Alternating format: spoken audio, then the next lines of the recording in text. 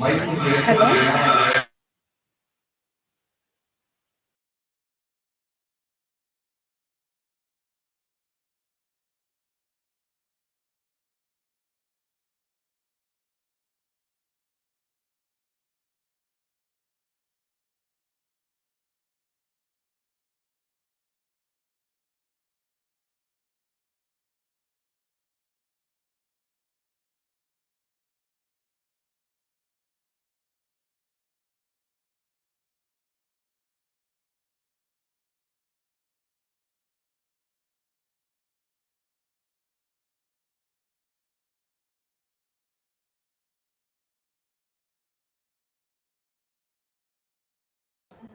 Good evening, professors.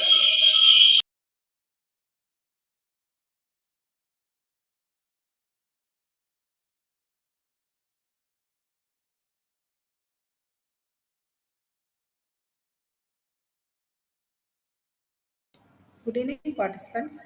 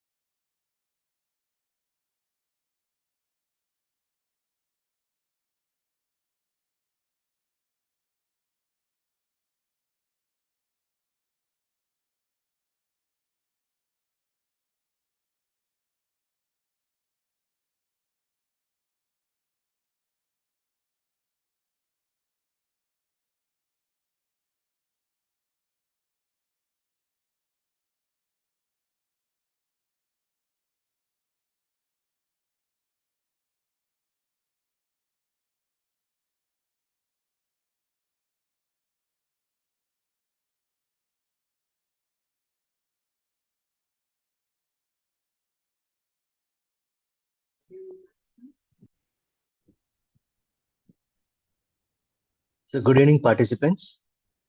The session is about to start and kindly stay connected.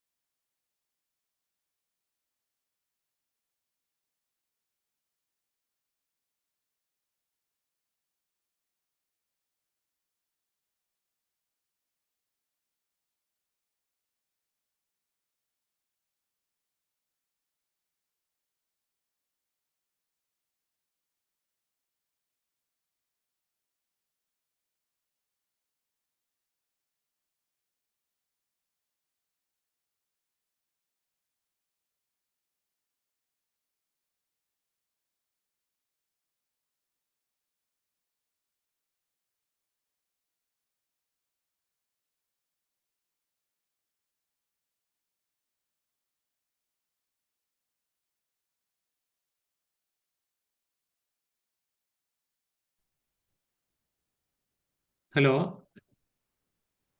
Hello. Good morning, sir. Good evening. Sir, very Can you good hear evening, sir. me? Yeah. Yes, sir. Sorry for being late, 5 minutes late because I am rushing.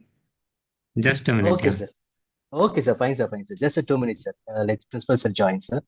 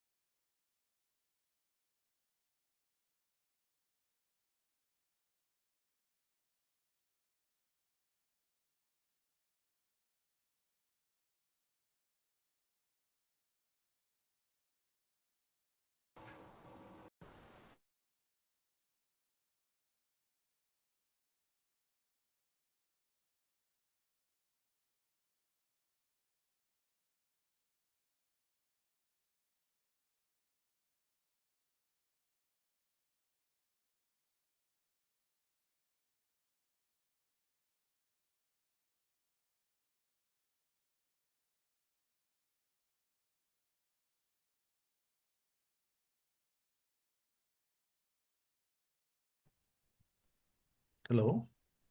Sir, good evening, sir. Good evening. Yes, sir. Sir has arrived, sir. Bhupati, sir. Sir, good evening, sir. Good evening, madam. Sir, good evening.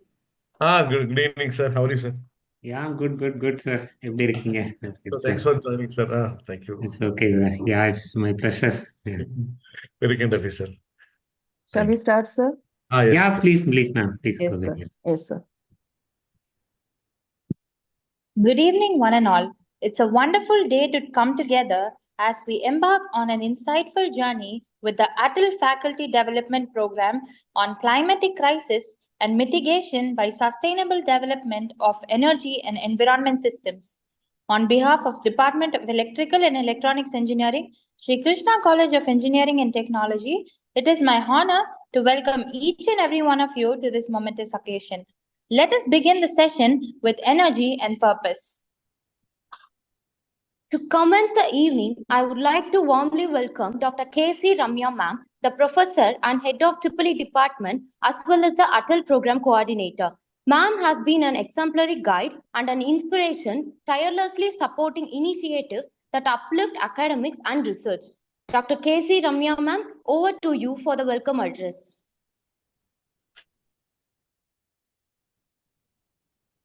Warm greetings to all. A very good evening to our respected principal, sir, esteemed chief guest, and faculty fraternity from various institutions who have joined us today. It's a great opportunity, and we are extremely overwhelmed that our AICT under the Atal scheme have given a chance for us to conduct a 6-day faculty development program on climatic crisis and mitigation by sustainable development of energy and environmental systems through online mode. We are very much privileged to receive this grant. To be inspired is great, but to be an inspiration is an honor. Behind and every huge success, our beloved chairperson and managing trustee, Madam Srimati S. Malarvidi, an icon of inspiration, who is a backbone for us to support and motivates us always in all our endeavors. It's a great pleasure and honor for me to welcome our respected principal, sir, Dr. K. Porkumaran, who is a visionary leader and a driving force behind all our milestones of success. We warm welcome you, sir. I extend a gracious and inclusive welcome to our esteemed chief guest, Dr. K. Bhupati, Director and Division Head, National Institute of Wind Energy, Ministry of New and Renewable Energy, Government of India, Chennai.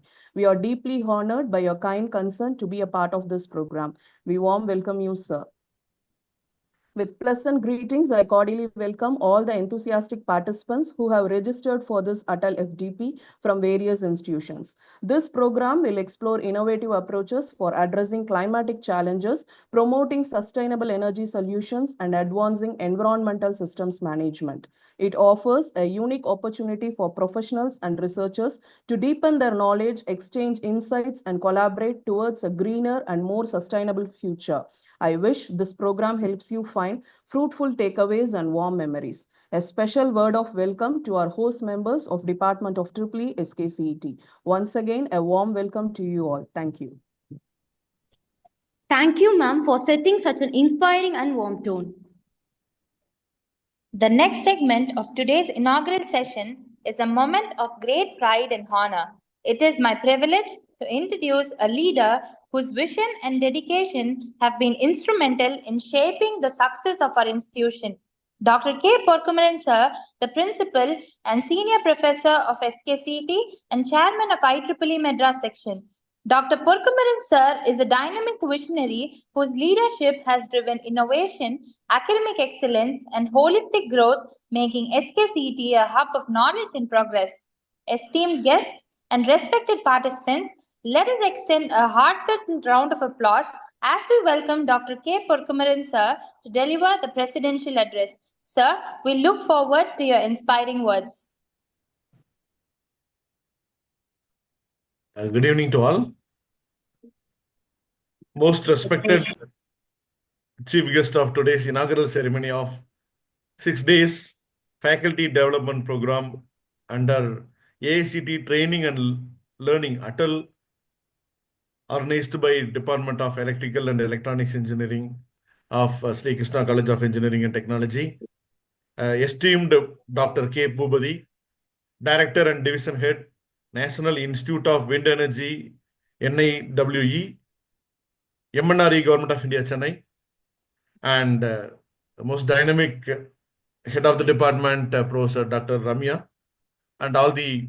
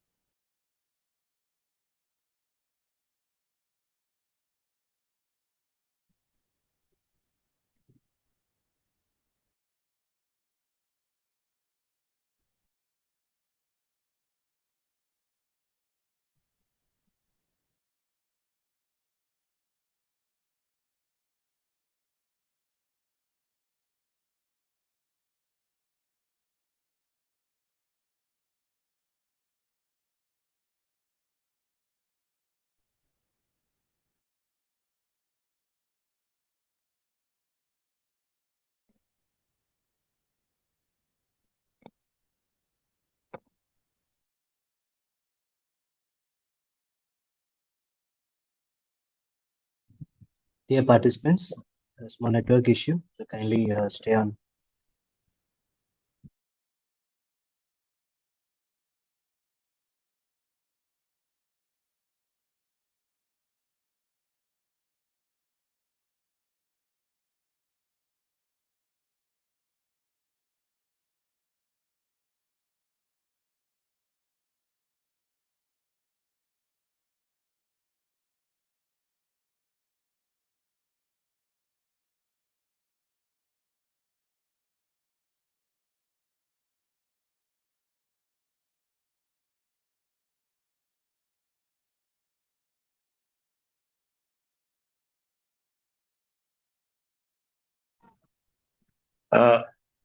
extremely sorry for disconnected. Yes, sir. I'm audible now. Yes, sir. Yes, sir. So it's a great initiative from Department of Electrical and Electronics Engineering of SKCET to get a funding opportunity sponsored by AICTE Training and Learning Atal FDP on very special topic on climatic crisis and mitigation by sustainable development of energy and environmental systems.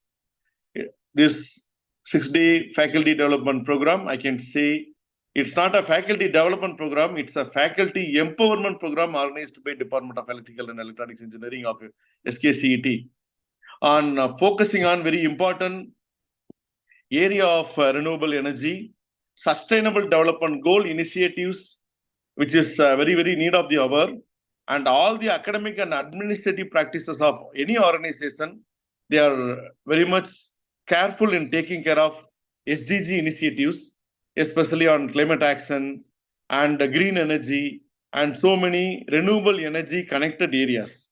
This is one of the important research domain.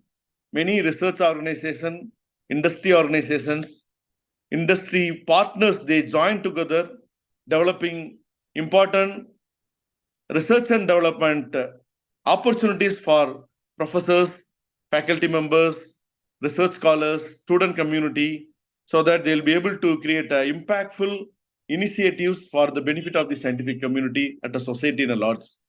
This faculty development empowerment program will certainly enhance the skill set of the faculty member. I request all the faculty members participating in this Atal FDP or a faculty empowerment program, working on specific domain on climate action, renewable energy, and allied areas. At this juncture, I congratulate the department once again, and this effectiveness should be carried out to the students' community in classroom teaching learning practices, so that jointly, collaboratively, students, faculty members, research scholars, along with industry partners, will be able to develop a very innovative and inspiring process connected to climatic crisis and mitigation by sustainable development of energy and environment systems. At this juncture, on behalf of SKCET family, we warmly and respectfully welcome Dr. K. Bhupati, Director and Division Head, National Institute of Wind Energy, MNRE, Government of India, for his kind acceptance and spending valuable time motivating all the faculty members participating in this Atal FDP so that it will be much beneficial to the scientific community directly and students community indirectly. So thank you so much for inviting me to be part of this wonderful inaugural ceremony. Wish you all the very best. As an outcome, it will be a very impactful Atal FDP and it will create a benchmarking outcomes out of this specific domain on climate energy, green energy, renewable energy area. Thank you so much. Thank you, sir, for your inspiring presidential address. Your words of wisdom and visionary leadership continue to motivate us and guide us towards brighter and more sustainable future. Now, it's my privilege to invite Dr. R. Sumati Ma'am, Professor, Department of EEE, to introduce our Honorable Chief Guest. We invite you to carry on, ma'am.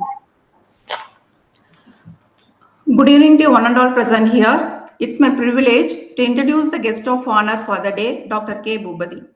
Presently, he is the Director and Division Head, National Institute of Wind Energy, MNRE, Government of India, Chennai. Dr. K. Bhubadi is basically a mechanical engineer, received a master degree in energy engineering at Regional Engineering College, Trichy, and footwear science and engineering in Anna University, Chennai. He entered as faculty at BIT Vellore, where he has effectively educated various mechanical engineering subjects for about 1 year, and also he worked in various renewable energy projects such as 10 kilowatt solar dish Stirling engine and 100 kilowatt biomass gasification plant. He has been appointed in Jan 2003 as scientist in National Institute of Wind Energy, in which he dedicated to assess the wind resource potential of India at 50-meter height, and successfully published for public and actively involved in wind data monitoring, measurement campaign management and data validation, site pre-feasibility studies, wind turbine noise measurement and small wind turbine testing. In March 2012, he has been championed as Wind Resource Assessment Head and lead the unit prosperously. He has given consultancy for leading government organizations, public sectors, and private organizations such as wind farm design and development, analysis of existing wind farm operations, technical due diligence in virtuosity with international standards, and DPRS. He has also involved in various research projects such as offshore wind profile measurement, study on wind turbine and wind power forecasting. In May 2015, successfully launched wind power forecasting project for the state of Tamil Nadu, and the project has been successfully progressing in the state. In September 2015, successfully prepared and released 100-meter height wind potential map with 500-meter resolution, and in 2016 August, released 20-meter height wind speed map for small wind energy sectors.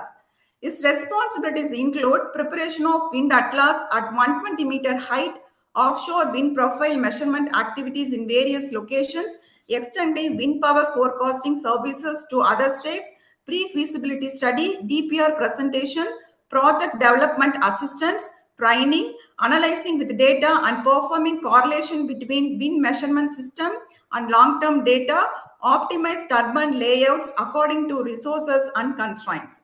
Is involving preparation of India's onshore and wind and solar hybrid policy, highlands hybrid wind diesel power systems.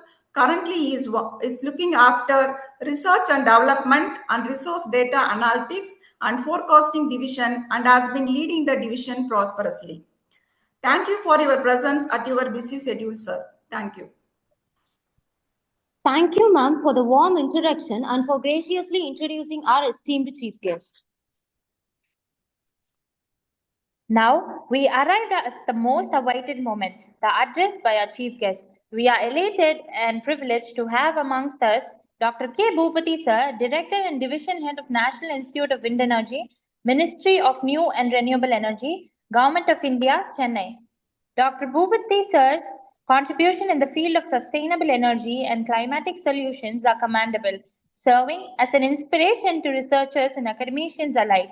Sir, we are eagerly waiting for your words of wisdom. You may take it forward, sir. Thank you. வணக்கம் அனைவருக்கும் எனது மாலை வணக்கம். So இந்த மாலை வேலையில் எல்லாமே உட்காந்துருக்கீங்க, எல்லாம் வீட்டிலாம் ஒர்க் விட்டுட்டு வந்துட்டு, ஸோ ஆஃப்டர் ஆஃபீஸ் ஹவர்ஸ் எனக்கு ரொம்ப சந்தோஷமா இருக்கு. So first of all, I would like to, before starting my speech, first of all, I would like to express my sincere gratitude to Dr. K. Ponkumaran sir, our principal sir, and Dr. Revati madam, and Dr. Krishna. So he invited me to give inaugural lectures as well as the lecture for wind power forecasting. So it is my extreme pleasure to be here today. And also, once again, I want to say that it is my honor to be here today as a chief guest for inaugurating the 6 days online faculty development program on climate crisis and mitigation by sustainable development of energy and environmental system. So, sir was telling that regarding how the importance of why the need of this climate change. Just he was talking about his speech. So this is, that it is hosted by our college, Sri Krishna College of Engineering. So I would like to extend my heartfelt gratitude to the organizing committee for inviting me and for their tireless efforts in putting together such a significant program. And so as you know that, so I have been working here in this organization for the last 21 years of experience. Having the various field, so just madam was briefing about me. So I joined in this organization in 2003, almost 21 years completed. So I have been here in the various field, starting from research and development, then wind resource assessment, then again research and development of offshore wind power development, then forecasting, then again I have come back to wind resource assessment program onshore. So based on my experience, just I would like to give my insight and experience with all of you as I embark on this crucial journey of addressing the urgent challenges posed by global climate crisis. So as you know that the phenomenon of climate change has emerged as one of the most pressing challenge of our time. So you know that you might have studied in various schools and colleges and also heard various lectures and as well as reading in newspapers that so the rising of temperature, unpredictable weather patterns. So currently we are facing the predictable weather pattern, it is not there, it has been keep on changing. So you may you may have experienced with us recent days also the rain continuously raining at one places and some other places getting drought. So many things it's happening there, the climate change pattern. And the frequency of extreme weather events are not mere anomalies. They are alarming signs of crisis that affects every facet of our life in our planet, that everybody knows that. And also, scientific consensus has made it clear that human activity, particularly the burning of fossil fuels and deforestation, it is a significant driver of this crisis. And also, as educators and leaders in our fields, we bear the collective responsibility to address these issues through innovative education and research. Sir was telling that, during his speech also, though we are faculties and as well as the students, I do not know how many students are attending here. The faculties you are going to teach to our students, even though you have been teaching to our students still.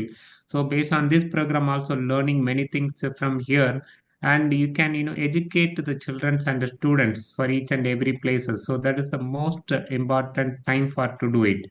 And also that government of India has multifaceted approach to mitigate the climate. Sorry. Yeah, for change mitigation driven by both the national commitments and the global responsibilities. That the government has implemented several critical policy measures. I don't know how many of them that our government has taken many initiatives, including national determined contribution to reduce carbon intensity. So the introduction of carbon pricing mechanism and promoting electric vehicle adoption through incentive programs. And also India has launched ambitious renewable energy target. Previously it was set target 100 and so 160 gigawatt, 175 gigawatt by 2020. Out of it, 60 gigawatt from wind and 100 gigawatt from solar. So almost we reached some part of the level. And so currently, that in 2018, or I forgot it. So government of India has already signed an agreement in the Paris climate change, in which they committed 500 gigawatt has to come from non-fossil fuel energy. It means by 2030, we have to reach 500 gigawatt. So currently we installed 210 gigawatt, right? So we crossed 2 months back, we crossed 200 gigawatt from renewable energy resources, but still we have to go 500 gigawatt. Just imagine it, even if it reach 500 gigawatt, how it is, it is going to help for our nation, and as well as how it is going to be the challenges. Just you can see the challenges. You are the electrical engineers, you will come to know that how it is going to be connected to the grid. Okay, then these are the various other challenges are there. What I'm telling here, it is very less only. Various other challenges are there. So that is that even the one side we have advantages, other side we have the challenges. Both way they know parallelly. Then we should go, and we should go in optimum way. And also the education and mitigation efforts. So education. So that it particularly in the realm of energy and environment system is paramount to fostering a generation equipped to confront these challenges, right? So this faculty development program is one of the critical role in empowering educators with the knowledge and tools required to convey the urgency of climate action to the students as well as the staff. I hope this program is not just about enhancing the personal skill, it is about enriching our entire educational ecosystem so that we can inspire and guide future engineers, scientists, and policymakers. Right. So as we embark on this learning journey together, I urge everyone to recognize that combating climate change requires a concerned effort. Each one of us, educators, researchers, policymakers, and industry practitioners, has a role to play. It is crucial that we engage in active discussion that lead to this development of interdisciplinary approaches toward sustainability. So everyone is talking about sustainability. So without only talking, it is just mere nothing is going to come. We should work together. And also, I would like to, so in this in concluding section, that I would like to express my excitement for the days ahead together. We cannot only enhance our knowledge but also inspire others to take action.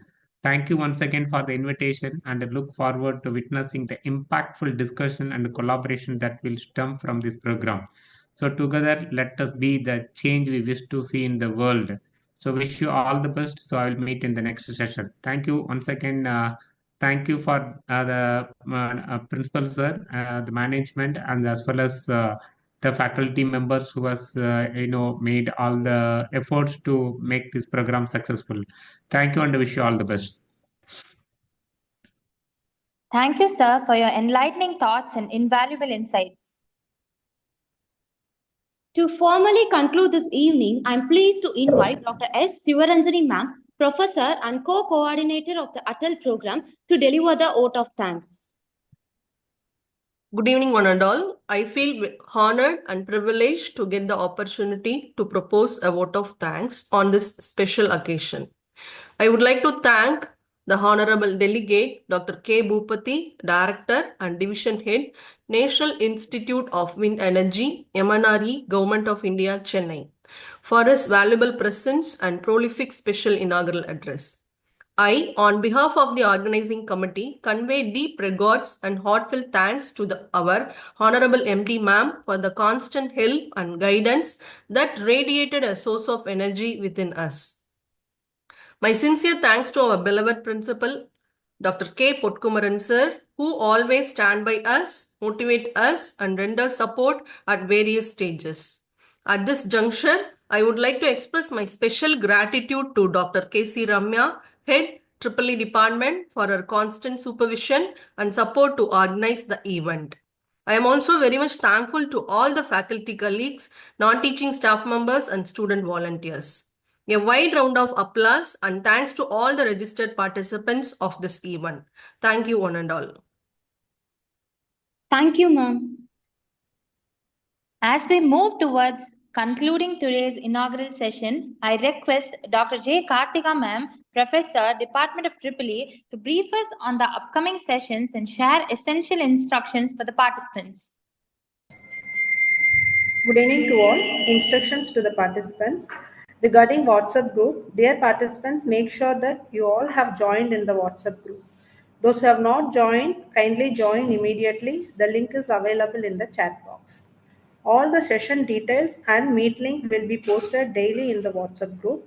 The session meet link is static. Regarding session materials, the PPT and the session materials will be sent to your mail after the program. During the session, kindly join 10 minutes before. Attendance will be taken during the session through the participants list. Feedback form will be shared at the end of each session, and also a quiz link will be shared on the final day with minimum of 20 questions. Queries can be asked at the end of each session. Mute your mic and video during the session. Regarding certificate, e-certificate for the participants can be downloaded after the program. The participants who have 100% of attendance and completed the assessment, feedback form, and final quiz will be provided with e-certificate. Thank you. Thank you, ma'am. And with that, we conclude the inauguration ceremony of the Atal FDP.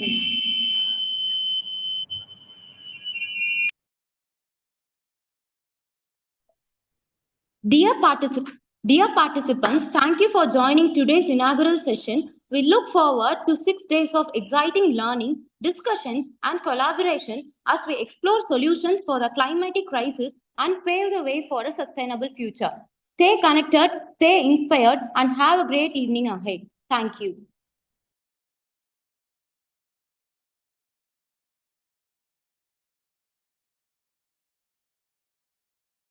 To begin with session 1, we now request Dr. K. Bhupati Sir, Director and Division Head of National Institute of Wind Energy, Ministry of New and Renewable Energy, Government of India, Chennai, to take over.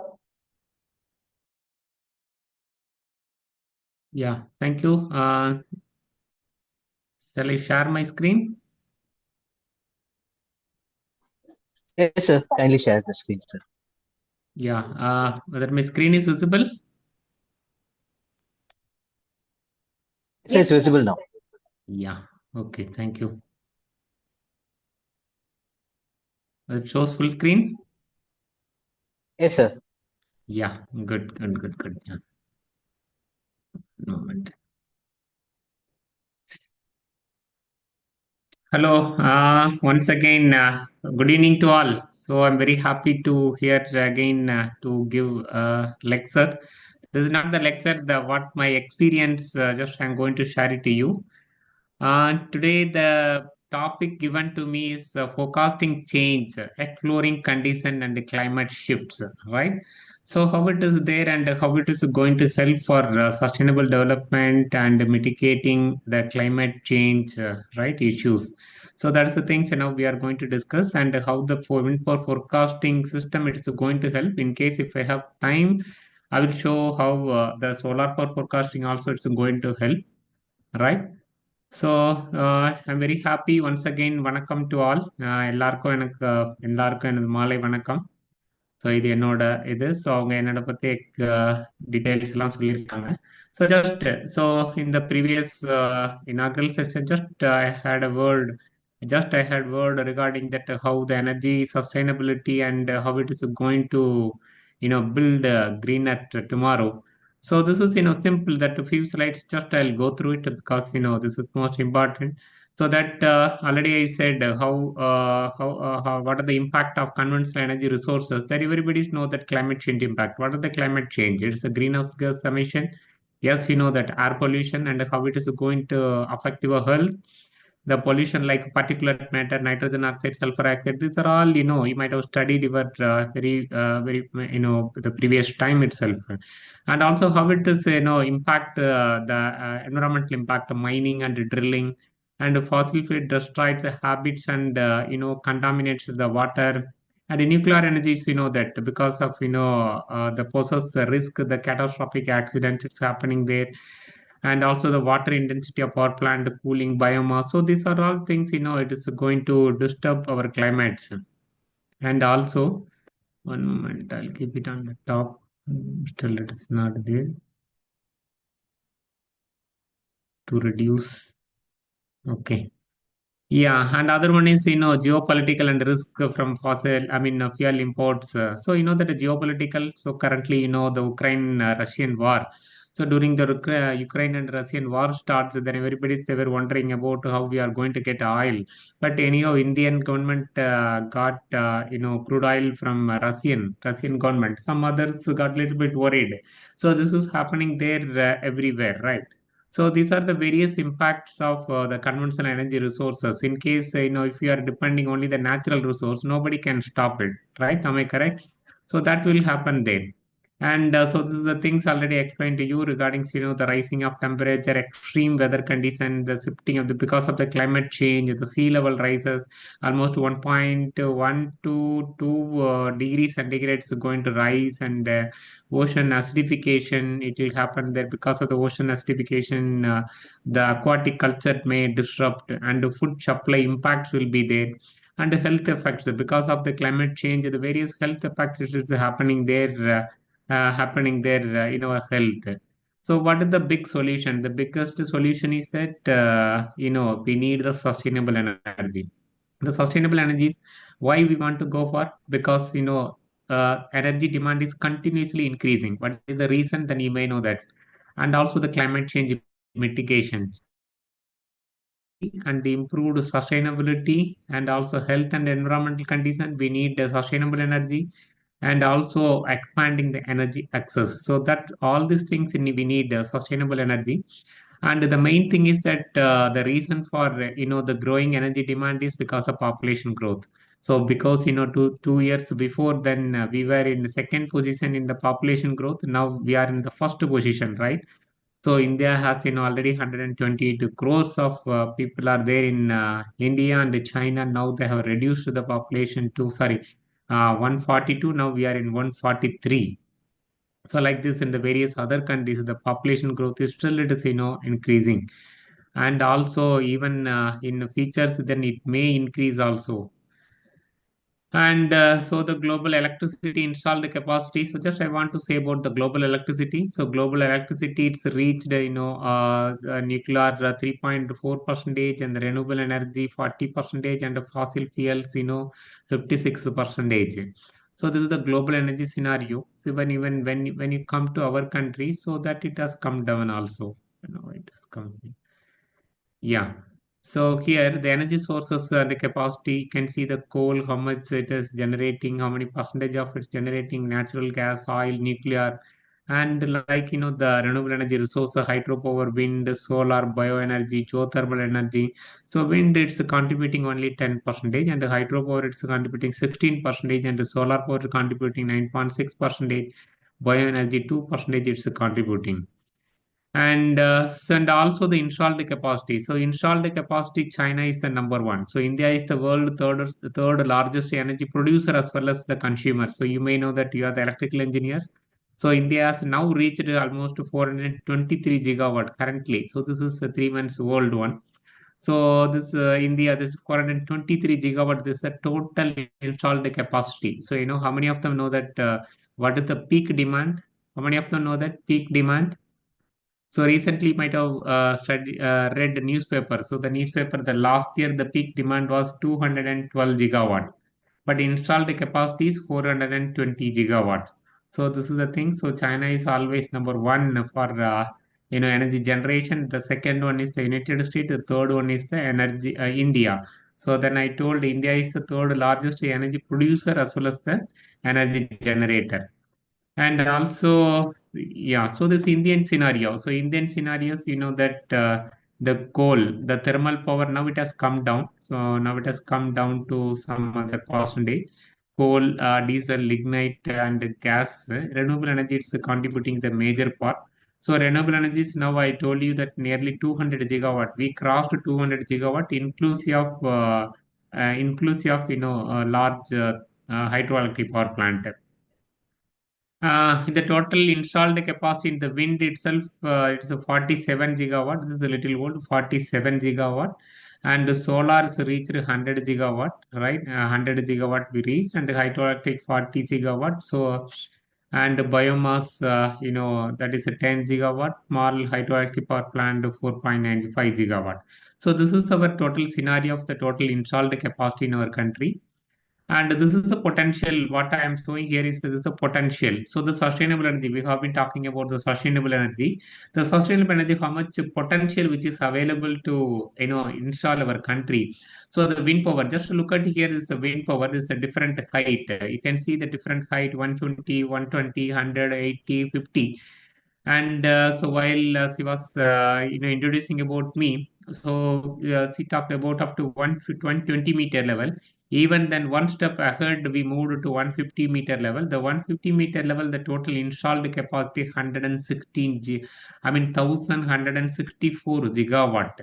Just how many gigawatt we installed? Only 47 gigawatt only installed. But now we have the potential of 1164 gigawatt.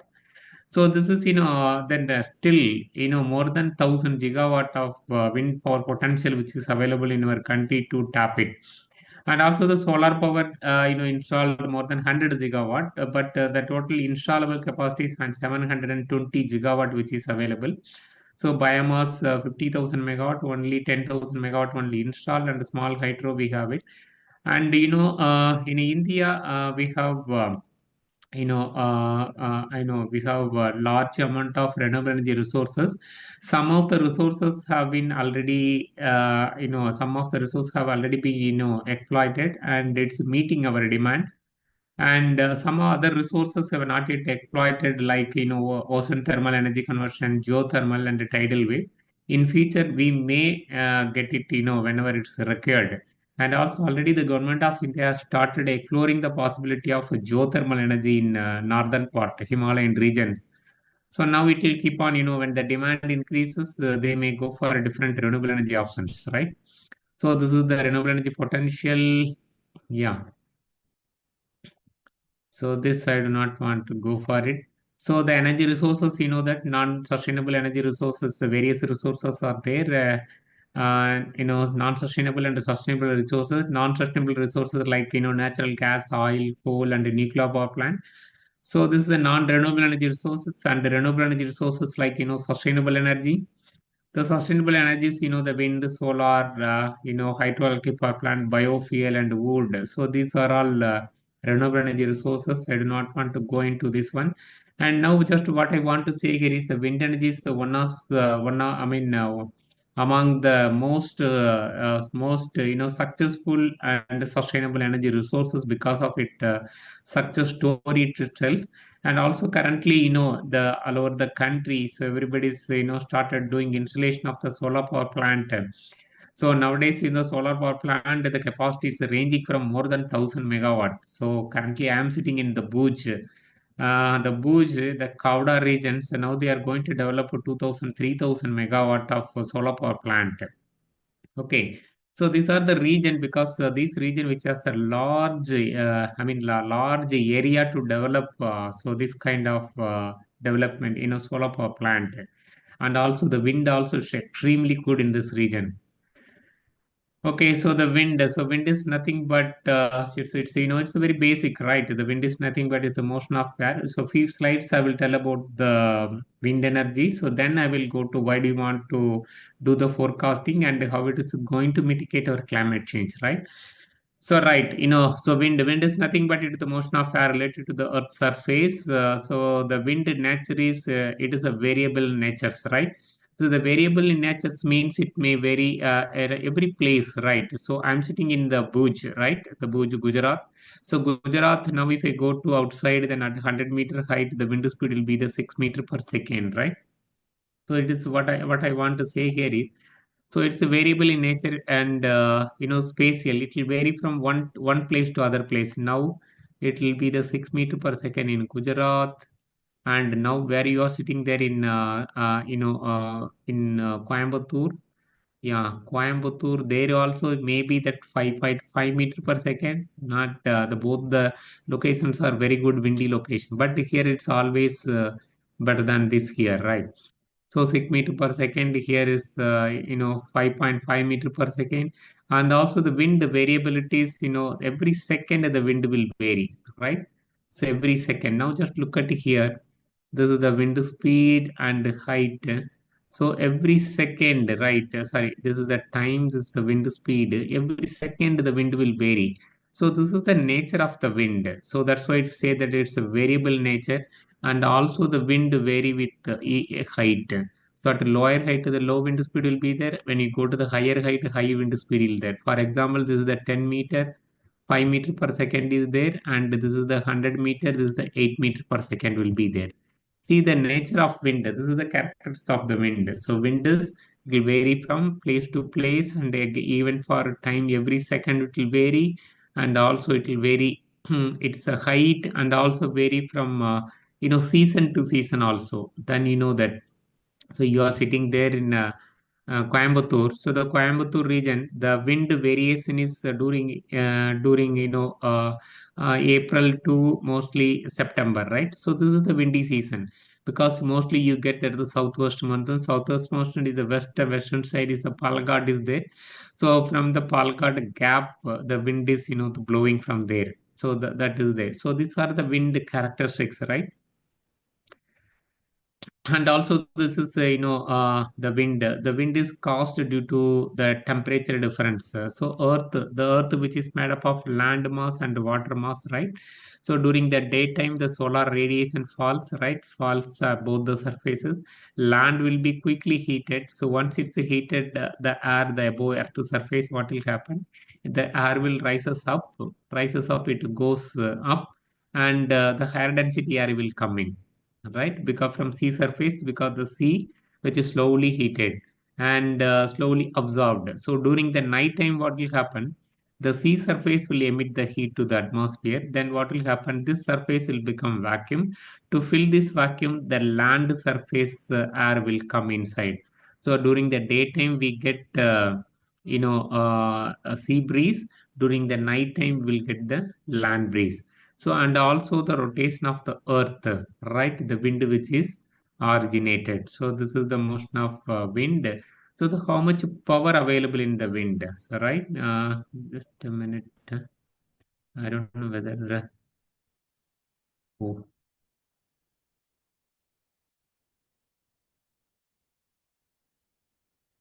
I think so. Some other has made this line. The operator has done it. This line, they may delete. You may please delete it. This one. Yeah. So the how much power available in the wind? So you may know that, but just I want to say that, because we want to know that even though the wind is the less substance, and what is the high substance, right? Heavy substance. Even though it is wind is very less substance, it has some energy. So that energy is called, that is a kinetic energy. So the kinetic energy. So kinetic energy you might have studied in your school days. Basic, the solving of this equation, motion equation, that is half mv squared. So the power is the power is it is rate of doing work, right? Rate of doing work. So the how much power, right? The how much power which flows through this wind turbine. Just we want to calculate how much the wind power which is available in the wind. So that we can, that power is equal to work by time, and also the energy by time. Energy is nothing but is the kinetic energy, that is equal to half mv squared. This m is nothing but it depends on the rho a v. Rho is nothing but density, area is the velocity, sorry, area, and v is the velocity. So now just you can go ahead, go with this, right? Now we can just calculate power available in the wind equal to half rho a and vq. Just look at here, the power is directly proportional to the vq. It means that even the small change in the wind speed, the large change in the power. Just look at here. Even the wind speed changes, the 5 meter per second, the power will be 125 watt. And the wind speed is 10 meter per second, so the power will be 1000 watt. Yeah. So this is the 1000 watt. See how the small change in the wind speed, how the large change in the power it's happening here. So that's the thing. Just I want to say here, this is the formula, basic formula. Power available in the wind is equal to half rho A V cube. So this is the basic one. This is the potential map, wind power potential map. We prepared in different times the potential map. The 50 meter, 80 meter, 100 meter, 120, 150 meter. So this is the 150 meters. So all these map, so this is the 100 meter. So 120, 150, 100. So all these things you can see the color code, right? So these are the color code what it indicates what is the potential which is available in the region. So mostly you can see there. So this is the Western Ghat, right? So this Western Ghat and the northern part we have good potential. Right. So these are the pockets or the good winds are there. Even this one and some part in Madhya Pradesh. So you can see the some part in Madhya Pradesh and some part if you go to the higher height, some part in Odisha and very little pockets in the northeastern region and very little pocket in Himalayan region. So these are the region we have the potential, right? So this is this is the each state. So each state how much is the potential it is there. Right. So the highest potential which is available in Gujarat. So Gujarat, Karnataka, Andhra Pradesh, then Tamil Nadu, Rajasthan. So these are the state has the largest potential available. Yeah, this is the installable potential at 150 meter height. Right. So this is the potential map. What I want to show here is that 50 meter height, 80 meter height, 100 meter height, 120 meter height and 160 meter height. You can see the even 150 meter height, the larger portion of the area we have the wind power potential. And so generally these maps were prepared based on that is a numerical weather prediction model. So this is not simply not only the measurement. So this we use only this measurement for validation of this map, right? So this is prepared based on the numerical weather prediction models. It's a weather research forecasting models with a different height, different resolution. We brought into 500 meter resolutions. And generally what we do measurement on site. On site means we install like this meteorological mast, right? You can see there. So this is the meteorological mast. You can see this a tall tower. So this tall tower we do the instrumentation at a different height. We measure it and we collect the data. And so these are the location. Just look at here. This is the Google Map images. What it shows that the color, color point which indicates we installed all over the country. All over the country, nearly 916 locations plus 80 locations in northeastern region. The northeastern region, telecom towers, right? So telecom towers, almost 996 locations we install our MetMast, and private developers more than 3,000 locations they installed the wind monitoring station. They collected the data. So even the National Institute of Wind Energy has these data sets. So that many of them may know that, many of them may not know that, or you can also inform to your students also. So National Institute of Wind Energy has been providing intensive training program for the both the faculty as well as the student for nearly 6 months of time. And not only for the intensive, those who want to do the projects. So we are giving the project, the student can come and do it with us, right? Many students are getting benefited and many of them are also getting job from us. Job from us and as well as outside also. Even many students left from us for getting job. Okay, then why I want to say here is we have enough number of data sets. You can do multiple research work in this one. Even now also we are trying to get from the machines data sets, so the SCADA system data sets. Already we measured data set, both wind and solar we have it. Wind we have this many, and solar data we have 125 locations. So here the each location the data sets a minimum of 1 year and maximum of 2 to 3 years of data set, and some location we have even for 5 years, 6 years, 10 years also. So these are the data sets. So you can, get it from us, or you can come and do with us and you can get the benefit from us. So that's the thing just I want to show there. And this already explained to you. And so this is the installed capacity. Yeah, so this also I have shown there. So this is the installed capacity by, by state wise. So previously Tamil Nadu was number one. So now the Gujarat is leading the state of wind energy, because I told you the state which has the good connectivity. So whenever you are generating power, we have to evacuate the power to the grid, right? So these facilities are good in Gujarat, and as well as the vast open areas are there. The people they want to develop, and as well as the potential is good. But Tamil Nadu also equally the potential is good in some pockets, right? So those region only it is possible to develop, and already we developed many regions, but still many regions are there. So this is the number one state, this is the number two state, the installed capacity, and subsequently Karnataka, Andhra, Rajasthan. So these are the states are installing wind power electricity in our country, right? And so wind resume in India, so mostly we get May to September. So this is the time we get, and some regions. So mostly because that the wind start from this Arabian Sea this side. So this side we get only the southwest monsoon, and some part we get is a northeast monsoon, right? So southwest monsoon, the June, July, August, May, June, July, August, September, October. So this is the time you get the wind, and the northeast wind we get now in Chennai. Okay, so Chennai this region, right? So this region we get northeast region from December to March. So December to March we get this northeast monsoon, and this region even some part in Kaitar and Rameshwaram, Kanyakumari. So this region we get both the season, southwest as well as the northeast region wind. Right. So mostly, this is the Western Ghat part, Tamil Nadu, Andhra Pradesh, Karnataka, Maharashtra, Gujarat, Rajasthan. So these are the region we have good wind power potential.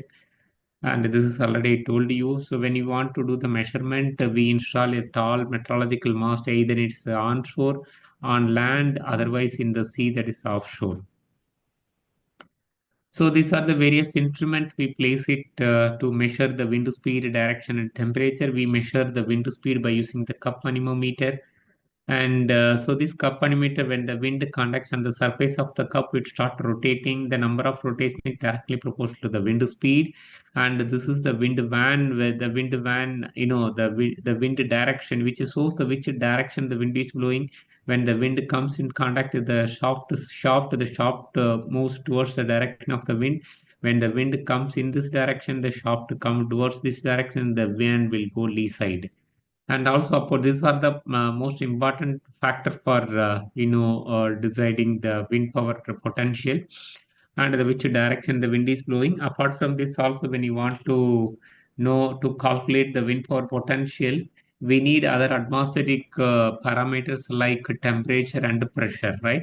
So, and sometimes we measure humidity, and most important is the temperature and pressure, and as well as the data logger which logs the data for every 10 minutes. So our industry needs for every 10 minutes of the wind speed, this logs the data for every 10 minutes. The data logger which logs the 10 minutes data, and as well as the standard deviation, what is the maximum wind speed, what is the minimum wind speed. So all these things will be calculated and it will be stored. So one is the average wind speed, standard deviation, maximum, minimum wind speed, like this, all the levels. Generally, we do the multiple level of measurements, right? Not only the single measurement for 10. For example, this is a 120, 10, 30, 60, 90, and 120. So these are the levels we placed our instrumentation. Right. So apart from this, also we use remote sensing devices, without getting any physical contact, we have to get the information. So that is there. This instruments called, that is the remote sensing instruments, right? The remote sensing instrument. Just look at it here. So this is called the SODAR, sound detection ranging instrument. This is called the LiDAR, light detection ranging instruments, right? So the SODAR sound detection ranging instruments. Yeah. So here there is no slides. Yeah. So it is not there. Yeah. So this is the sound detection ranging instrument, which has the many transducer, right? So like egg. So egg like this, so many transducer will be there. So the transducer, what it does means it emit the sound, right? it emit the sound. So the sound signal will go to the atmosphere. The atmosphere, which has already has the inhomogeneous temperature particle. When I send the sound signal, generally the speed of the sound is 340 meter per second. I send this one, it emit the sound to the atmosphere. This is, the particles, the inhomogeneous temperature particle moving along with the wind. When I send some frequency of the some frequencies to this target, this particle, then after hitting the particle, echo back, right? What the frequency I sent, what the frequency I received. So based on this one, it will find out the what is the wind speed, and also what is the time which I sent, what is the time which I received, right? So based on this one, that it will get the wind speed, right? The same thing also like light detection ranging instrument. I do not have many slides, right? So this is called the LiDAR, light detection ranging instrument. This is the same way. Instead of sound, we use light. You know that the light speed is 3.1 into 10 to the power 8 meter per second. We send, but the atmosphere which has aerosol particle. When I send the light signal, it backscattered. Okay, so the light it scattered back, right? So this signal, what the time, what the frequency I sent, what the frequency I received, right? What the frequency, what the frequency received, what the time we have taken to reach this target, what is the time taken to receive this target. So all these things based on this one. So the each system has the fast Fourier transformer. This fast Fourier transformers, it works and filter and collect the data and integrate all those data, and finally it gives the what is the horizontal wind speed. So this is the way then we do the measurement. So this is so the turbine, just you can look at here, many number of turbines are there now, but you can see here is in case the one single turbine is there, that's called the wind turbine.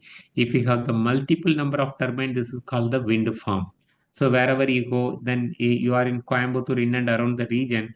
So when you go outside, you might have seen the many wind turbines are there, because there we have the wind tunnels, right?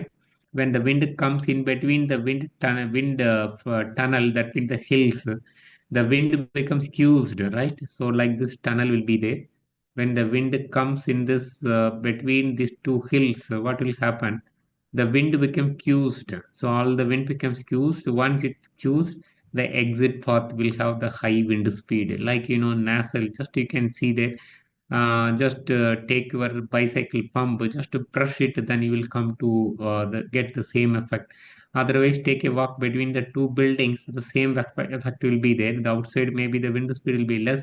When you take between these two buildings, the wind speed will be very high, right? So this is the kind of location where the wind turbines we placed. Just look at it here. This is the the wind farm, right? So this is the wind farm. Many number of turbines are there. So how the wind turbines are working? So here the turbines. So the turbine has more than 8,000 numbers of components. Out of these 8,000 components, only the major components are these are the components, right? So this is the rotor. So rotor is the blade 1, blade 2, blade 3, right? So blade 3. So there are three numbers of blades are there. So this is the hub which connect these three blades called the hub, and as well as the hub which connect the shaft also. So all these three blades and connect the shaft, that's why it's called the hub. And various other components are there. You can see the tower which supports which supports the entire portion of the top portion. So all these portions are placed on the top of the tower. The top of the tower, initially it was 30 meter height, then 50 meter, 70 meter, 80 meter, 100 meter, 120, 130, 140. Now currently in India it's 140, 150 meter. All over the world now it has reached to 300 meters. So one single tower, just imagine it. And also the control system will be on the top of the tower, and as well as the bottom of the tower also will be there. And the yaw system, I will tell you that, and mainframe and nasal, just I'll explain to you, and a small portion. So this is the pictures, just look at this picture. So this is the hub, this is called the nasal. So nasal which protects other drivetrain components like the inside the components, we have many components like, bearing, shaft, gearbox will be there, and generator will be there. So all the components will be placed in the inside the house of this nacelle, right? You can see this is the exploded view of the drivetrain components, right? And this is the gearbox, this generator, right? Yeah, so this is the nacelle. Just look at here. This is the real pictures which I took it when the installation was happening there. So this is the nacelle. You can see this is the cooling, air cooling places. So this is the entire nacelle. This is a hub. Okay, so on the top of the nacelle, you can see an anemometer. So this is called. So previously you had seen the cup anemometer. This is not the cup anemometer. This is sonic anemometer. So like soda. So this is also working basic principle of sound. Okay. Yeah, so this is, the many different types of turbines are there. So you can see here some turbines, the blades and hub are connected through the bearings, right? So that the blade can, rotate. I know it can, the blade can, what's called, the blade can rotate its own axis, not rotate at turn its own axis, right? So that is there in this system. Yeah, so how, I don't know whether you are able to see or not. So the blade can rotate. I don't know. Let us see. Yeah. So the blade, right? So the blade, it can rotate like this. It can rotate, right? It is own axis. So that is possible. And so this is the drivetrain system. Just look at here. This is the drivetrain system. So here the blades are connected. Oh my God. Just a minute. I do not to go too many things here. Yeah, so this is a very simple basic principle. Just I will explain to you. So here, these are the blades. Blades are connected for each hub, right? Each, I mean, hub point. And now look at here. Here is the shaft. Here the blades.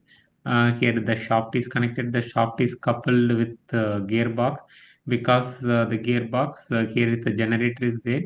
Generally, the hub and rotor which rotates 10 to 20 rpm, and generally the generator needs 1000 to 1500 rpm, depends on number of volts, 1500 rpm, right?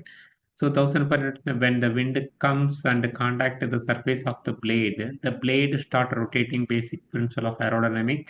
So just it start rotating, right? Once it's rotated, since the gearbox which coupled with this, the hub, shaft also which start turning. So once the shaft turning, the gearbox also it started rotating, because the gearbox why it's need means here is a 10 rpm. We have to step up the speed from 10 to 1000 rpm. So many number of stages will be there. Either parallel shaft gearbox will be there, planetary shaft gearbox will be there. And just it step up the speed from 10 to the 100, 10 to 1000 rpm.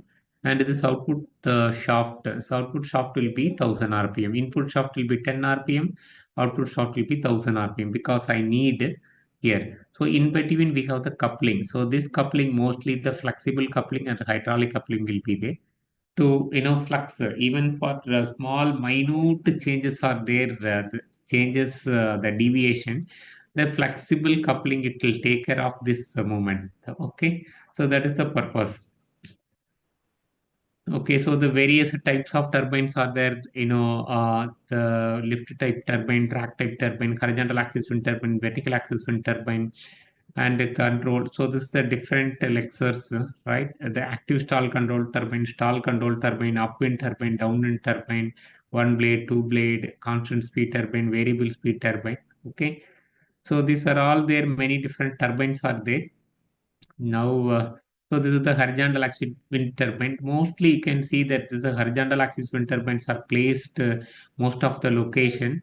The advantages, this one is that already explained to you, that when the wind speed increases, I mean when the height increases, the wind speed also increases. Right. When you go at the higher height, you will get the higher wind speed. At the lower height, if I have 4 meter per second. At the higher height, I'll have the 7 meter per second, just for example. So then when if I reach the higher height, then advantage is that higher power generation will be there. The disadvantage is that whenever the wind changes the direction, the rotor also have to turn towards the direction of the wind. So that's called, now the rotor will come towards this direction. Right. So this is called, that is a yawing. So entire rotor it can, so entire rotor can towards the direction of the wind. So that is the advantages. And vertical axis wind turbine, just look at here, there is no so this all the drivetrain components are placed on the bottom of this one.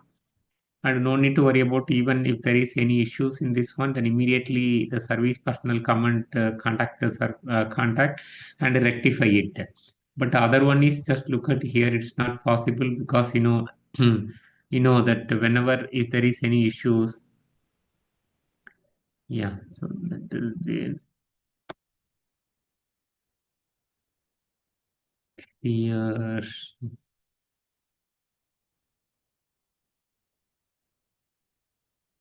Okay. Yeah. So whenever whenever is there any issues in this drivetrain component, we got to bring it down to the ground. It will take a lot of time to rectify and replace it. We need the large crane to lift the turbines, right? So that is the onshore turbine, and for this turbine, it's not required that much because and also the direction is the omnidirectional. Whichever the direction the wind is coming, automatically just it start rotating. So that is the advantage of in this one. So that is a vertical axis wind. The efficiency is little less. All over the world, this turbine is very less number. Those turbines are very large numbers. And also just you can see here, this is the offshore locations, right, in India. Just I want to say that. So this is offshore location. So we estimated the potential both Gujarat and as well as Tamil Nadu. So Tamil Nadu has a good amount of potential, mostly in Kanyakumari region. So you can see this is the Kanyakumari region, right? So this is the tip, Kanyakumari tip. I think so. This is the Vivekananda Para, right? So in the down south, so down south of this one, we have this red color region which shows high potential. It means that more than 10 meter per second, which is available in this region, 9 to 10 meter per second, and here is a little less. Okay, now recently we started doing the measurements also offshore. So we are going to place the wind turbine from 10 to 15 kilometer away from the sea surface. So away from the sea surface, so this is 10 to 15 kilometer. The water depth will be there around 20 meters. So then when you come this side, it should come around 50 to 60 meter. When you go beyond this place, 100 meter depths are there. More than 100 meter depths are there. Right. So these are the places are possible to develop offshore wind farms. So this is the Gujarat region, right? So this is the Gujarat region also has potential altogether, 70, 80 gigawatt can be planned, and as well as floating turbines, right? So floating turbine can be done it for around 100 gigawatts. So that is possible in our country.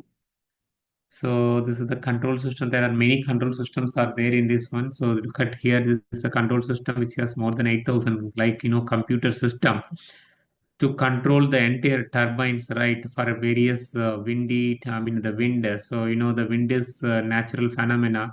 The natural phenomena, it cannot, blow at all the time with the same wind speed. The wind speed will vary to control the turbines. When the wind speed is low, it has to maintain the good amount of power, and when the wind speed is high, it has to shut down the turbine.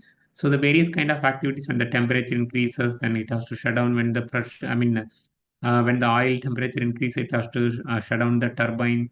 So various parameters are continuously watching. If it goes beyond the set limit, automatically the turbine gets down, right? So that is the purpose of the control system, right? So these are all explained to you, right? So this is, the basic principles of operation of the wind turbine. The wind turbine, the wind comes from, so wind comes and contact with the surface of the blade. The surface of the blade start rotating, right? The surface of the blade start rotating. When it rotates, so initially it takes, so this is a linear flow wind. So linear flow wind is converted into rotary flow wind. Rotary motion. This rotary motion is happening in the rotor side. So the rotor side, the aerodynamic principle, it's working. And so then this power is transmitted to the gearbox, I mean to the shaft to the gearbox. There we have the high torque and low speed. So the first portion, when it reaches to the gearbox, right? When it reaches to the gearbox, then it will convert into low torque and high speed. Then it will feed into the generator. The generator generate electricity. The electricity generated electricity will be transferred to transformer. Then transformer to then evacuation facilities to the grid. Generators are there. I do not want to show here. So simple configuration. Just I will show here how the wind turbines are working. These configurations are there. Because yeah, just look at here. So this so here what's called the wind. When the wind flows in the surface, so it will contact the surface of the blade. The blade start rotating. Here the gearbox you should step up the speed. And here the generators, you can see here the generator, the stator is connected to the grid, the rotor is connected to the gearbox, right? So what is happening there initially is it draws power from this is transformer grid. It will draw power from the grid, okay, through bypass switch. And the soft starter, it starts smoothly. When it reaches to the stator windings, the stator winding gets energized. Once it's energized, it create electromagnetic force, right? So when the electromagnetic force is there, now the stator side is higher than there is the rotor side. Rotor side induce the EMF. Rotor side is very low. Now it will act as a motor. When the rotor power is more, right? When the rotor power is more, now the rotor power will be the more and the rotor power will be less. Now it lacks a generator. Now push the power to the grid from the same path to the grid. So this is the basic principle. Various technologies are there. I'm not going in detail with the technology. Okay, yeah. So now just look at here. So now our topic is that is the forecasting, right? So without understanding this one, it is very difficult to understand the forecasting, right? So what is the forecasting? So how many of them know who is he? So in Chennai, people they may know that. Who is he? So many of them know. Weatherman So Pradeep. yeah, so Pradeep, right? So good, sir. Yeah. So I hope you are continuously reading newspapers and other things. So Pradeep, so he has been forecasting during rainy season in Tamil Nadu. So in 2015, you may know that. And other forecast they could not predict well. But he predicted very accurately, as accurate as possible, not accurate, very closer to the how much the rain is going to be there, what will be the wind speed, and what path it is going to traverse. All those things, just he has done it, right? So that is the forecasting. So that now the Balachandran sir, so previously Ramanan sir, so all the school children, they know that who is he. And so he used to to predict when the wind is, I mean, when the rain is going to come, right? And also now just look at here. So you might have seen the Josium, right? So Josium, whenever so I also do it, not for that. So whenever I go, simply if I see there, not for understanding, so just see there, how it is giving there. Right. So when you go there and so you will ask, parrot to take some seeds. It will select some seeds and give it to the foreteller. The foreteller, what it says that after seeing some photograph, he used to say that, so when you are going to get married, when you are going to get, the job, and when the children is going to get job, and as well as marriage, and as well as, the next degrees. So many things then he will explain to you. He used to explain, right? So this is the forecasting. So now our forecasting also. So this also, even for my previous various lectures also, just I have shown this video. I don't know that we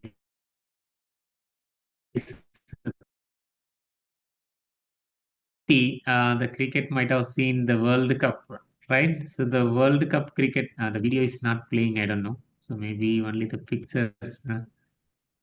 It was there, but it shows only pictures. I don't know. I forget his name, Mr. Balaji, right? So what it says that the forecasting, right? In 2020 cricket and the predicted, right? The 2019, yeah. So the prediction was going on. The prediction was going on in even 1/1/2019. This was recorded among various the forecast, foretellers. Then this lady was asking him, who will win the match and at the end. Then Mr. Balaji, he was the a foreteller. He exactly predicted. It was amazing that So this came after some time only. He exactly predicted who would be the final and who would won and who would get the man of the series award also. So that much predicted. I did not know that how he predicted. Right. This is the forecasting. Sometime the next time, so many other forecast the foreteller also they did some forecasting, but they could not predict well, right? So what I want to say here is that so this is the forecasting, right? So it is, we can do an partial forecasting. We cannot 100%. It is not possible. Still, the forecasting it is going on. Even though if you are writing so many codes, even if it comes to the artificial intelligence, so many things, it's a natural phenomena. So natural phenomena, we can predict some part only. So that's the thing. Just I want to say here is so the forecasting. So that our the forecasting. So why do you want to do the forecasting, right? To predict the features, right? Or even your feature also will predict how it will be there. And so everybody, so many of them are believing, right? Many of them are believing and many of them are not believing it. So once they understand the system, the system, even for even our forecasting also, even for the man prediction also, they are saying that not only for the single factors. So they are saying that so many factors, that you might have heard. So where the planets are there, how many planets are there, and which planets are very nearby. So based on this one, so many terms they are telling and they are predicting, right? It may be or may not be. I do not know that, but forecasting it's possible. Then some way it's possible, not for all the things. So forecasting is nothing but what will happen and then explain why it happened. So this is the systematic effort to anticipate to future events or conditions, right? And so again, just we want to say prediction is very difficult, especially if it is about the features. Right, for the wind power forecast, not the wind forecasting. So before that, also just the wind forecasting. When you want to do the wind power forecasting, the first thing is you need the wind forecasting. The wind forecasting it cannot be done in a small system. We need the large computing system, right? I will explain to you that how we are doing it. We are not doing it, and we did only for wind power forecasting, right?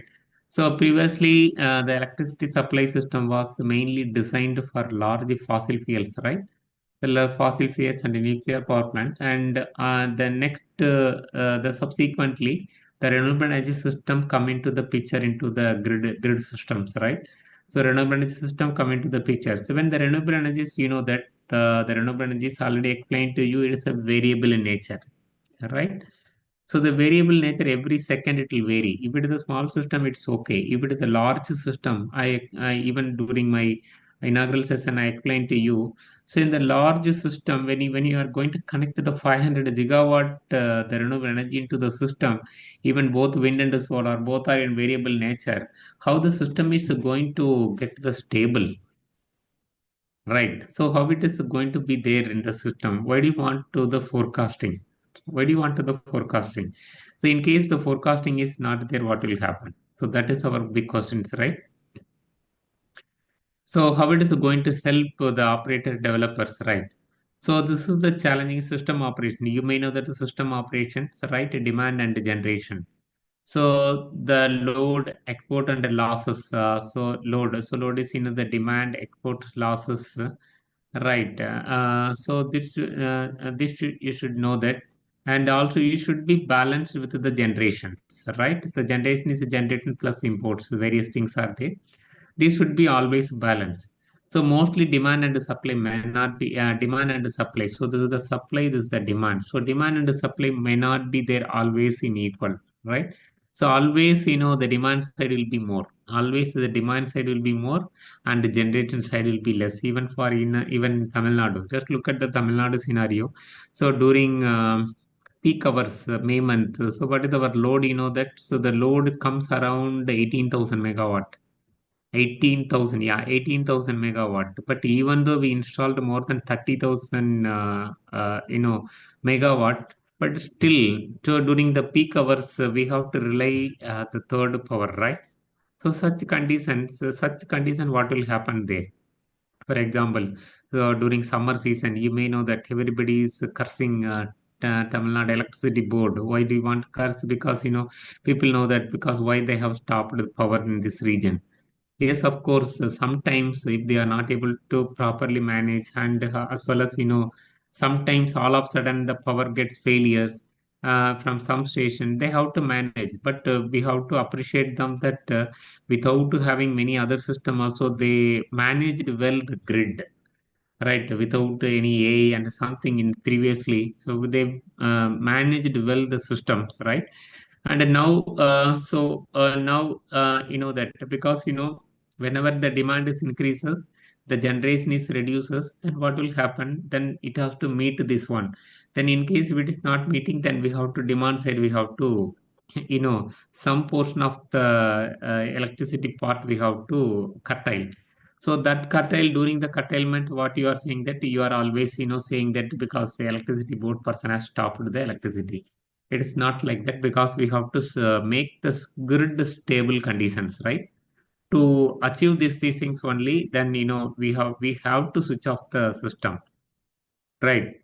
For example, for this we need a large forecasting system, because mostly, for example, so here out of 400 gigawatt, already explained to you, out of 420 gigawatt, 200 gigawatt, almost 50 percentage we are giving from the renewable energy. Imagine it. Remaining 50% from thermal energy. Only 46 only. 46 percentage only it's coming from thermal energy. 54 percentage we are getting from renewable energy resources. Then how to manage? Then already explained to you, it is a variable nature. Then how we are going to resolve these issues? We need the large, the systematic and accurate forecasting system. But if we developed very long back, and continuous development, it's going on the research, and as well as various other developers also developed the forecasting system. The conventional energy system only is the demand. So the demand forecasting only it's a need, because the generation, we know how much energy which is going to generate. But the demand side, the demand side, it will vary. So only you have to check from the conventional energy system demand side forecasting. But the renewable energy system, in addition to this demand, you have to do the RE power also. RE power forecasting also we have to do it. So that's the things need, because the power is the variable natures, right? So how much time it is there? So another 20 minutes will take, right? So RE integration challenges. The integration challenge is the variable in power. It is a non-controllable variability, because it's a natural phenomena. I cannot control the blow of the wind, right? When the wind is very slow, I cannot ask the nature to increase the wind speed. When they increase the wind speed, I cannot ask the nature to reduce the wind speed. It is a non-controllable. And also it is a partial predictability. And other thing is that location dependent. I told you it will vary from place to place, right? It's a location dependent. It cannot be always the same wind speed. So in this, these are the major challenges. Now we have to predict the power, right? Grid monitoring, continuously grid monitoring. And one side, the grid developers, grid operators continuously monitoring the grid, and the operation side, the wind turbine developers, wind farm developers continuously monitoring the operation maintenance of the turbines. Right. The forecasting we need for the plan for the future, and manage the power system and network congestion, reserve management, energy storage in case in the future, if you want energy storage, we can do it. And for improve the global wind farm management, that we can do it. Right. Generally, the forecasting we need anticipate the changes in the wind production as accurately as possible, and enable the load dispatch center to manage the grid operation optimally. So that is the purpose we need the forecasting. Generally, the forecasting system for wind and solar power forecasting. For the wind power forecasting, we need the data. So which data you need? So these are the things already explained to you. That's why I explained previously. We can collect the weather data from the locations.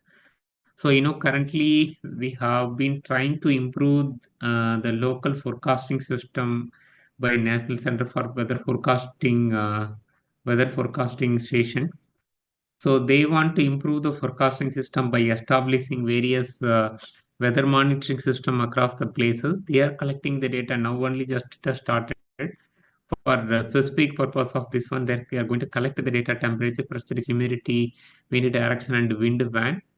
Right. And for solar monitoring, for solar for forecasting, we have to collect global horizontal irradiation, direct normal irradiation, various other global. GHI is more than enough. By using the pyranometer, we can collect the data. And so data collection from you, how you should know about what is the static location of the wind farm, geographic location of the wind farm, solar power plant, in case if you want to do the solar power plant, solar forecasting, and where the static location of where the exactly located the grid connecting point, right? So these are the data substation and meters reading. You have to fix it. And this is the numerical weather prediction. What I explained, what I informed to you also, then you need the numerical weather prediction data set. So these data sets, it's not possible to do by ourselves. So there are various numerical weather prediction data processes are there with the global forecasting system with the coarse resolution, and various other forecasting service providers are there, like, our in Indian country, National Center for Medium Range Weather Forecasting, ISRO SAC, they are providing a 5 kilometer and 25 kilometer resolution, and others 4 kilometer resolutions, right? But still, we have to improve the forecasting system, because it is a numerical weather prediction is taking input from global forecasting system. The global forecasting system, various scales are there: atmospheric scales, like, the planetary scale, synoptic scale, then mesoscale and micro scale. So it is taking from a different height, and by using what's called the forecasting system, weather research is sir and class. Yeah, so numerical weather forecasting system based on various other weather research forecasting system. We can estimate how much the wind speed which will be available in the particular places. So those things can be predicted from this one numerical weather prediction, and you can collect the data. So after collecting the data, you have to clean the data before utilizing for the forecasting system. So this we prepared our forecasting system. We prepared our own data monitoring system, data cleaning system, and our own models, also the forecasting system. The forecasting system means so based on the input from various input from numerical weather prediction data, we collected the data and monitor and filter the data and feed into our black box. Our black box, the various models are there. This black box has given the various 36 dynamic outputs. From the 36 dynamic output, we select one output. That output will be fed into the the state load dispatch centers, right? So, this is the model, the equation of fluid mechanics and thermodynamics that describe the atmospheric process. We take this equation and put into the system. This is the numerical weather prediction system. So whatever it's happening in the atmosphere, it is not possible to measure it.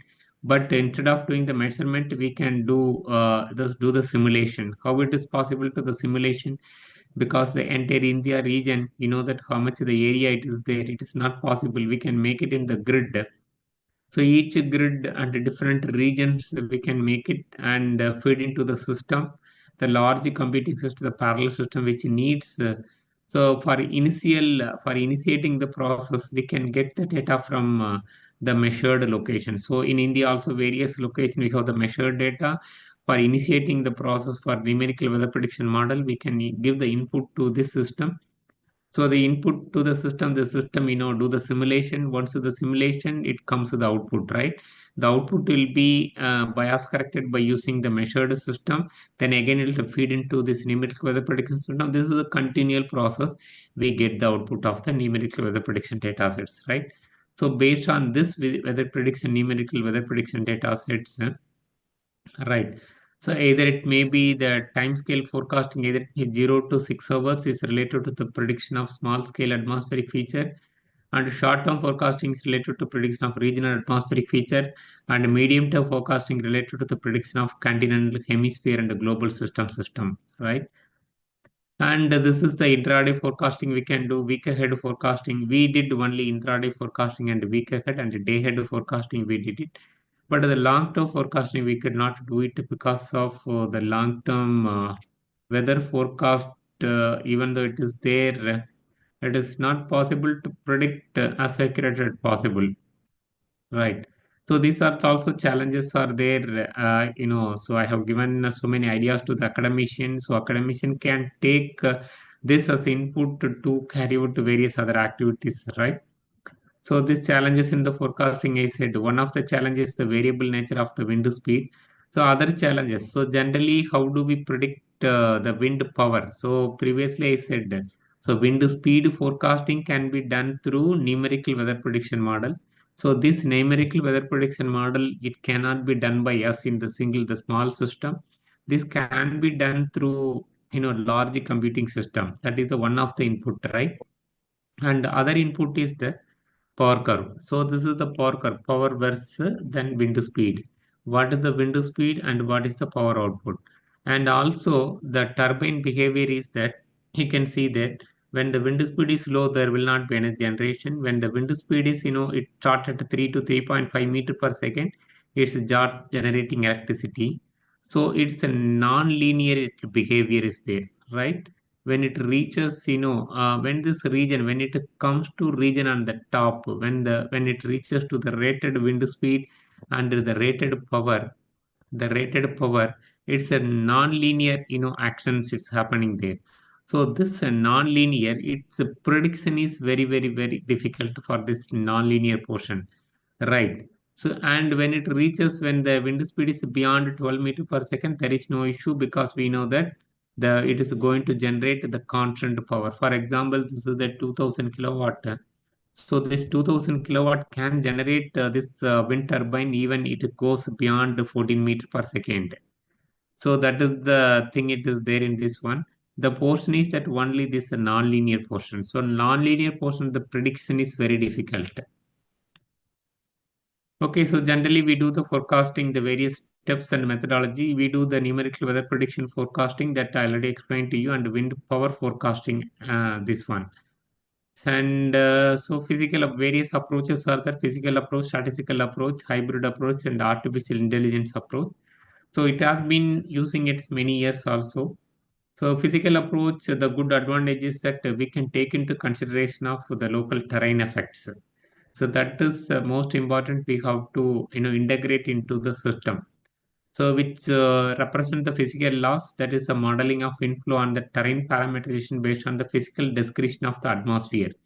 So we have to describe the atmosphere in the physical manner.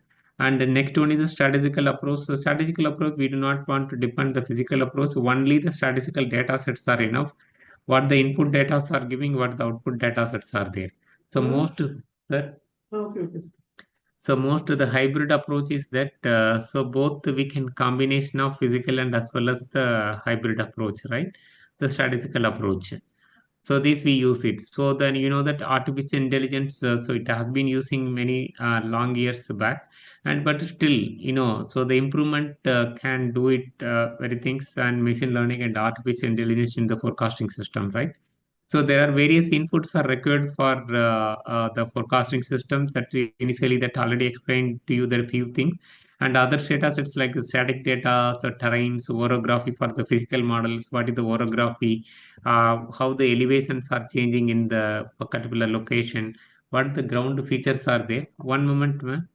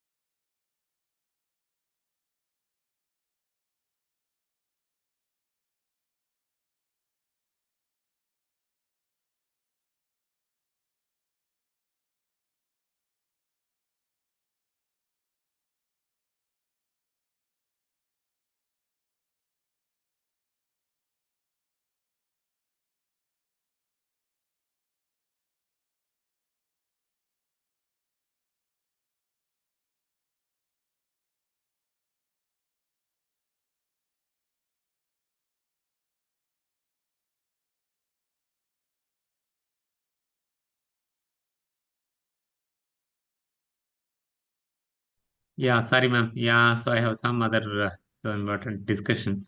Okay, fine, right. So that's the various data sets are the real-time SCADA system. Also, we need from the wind farm, turbine availability information, wind turbine.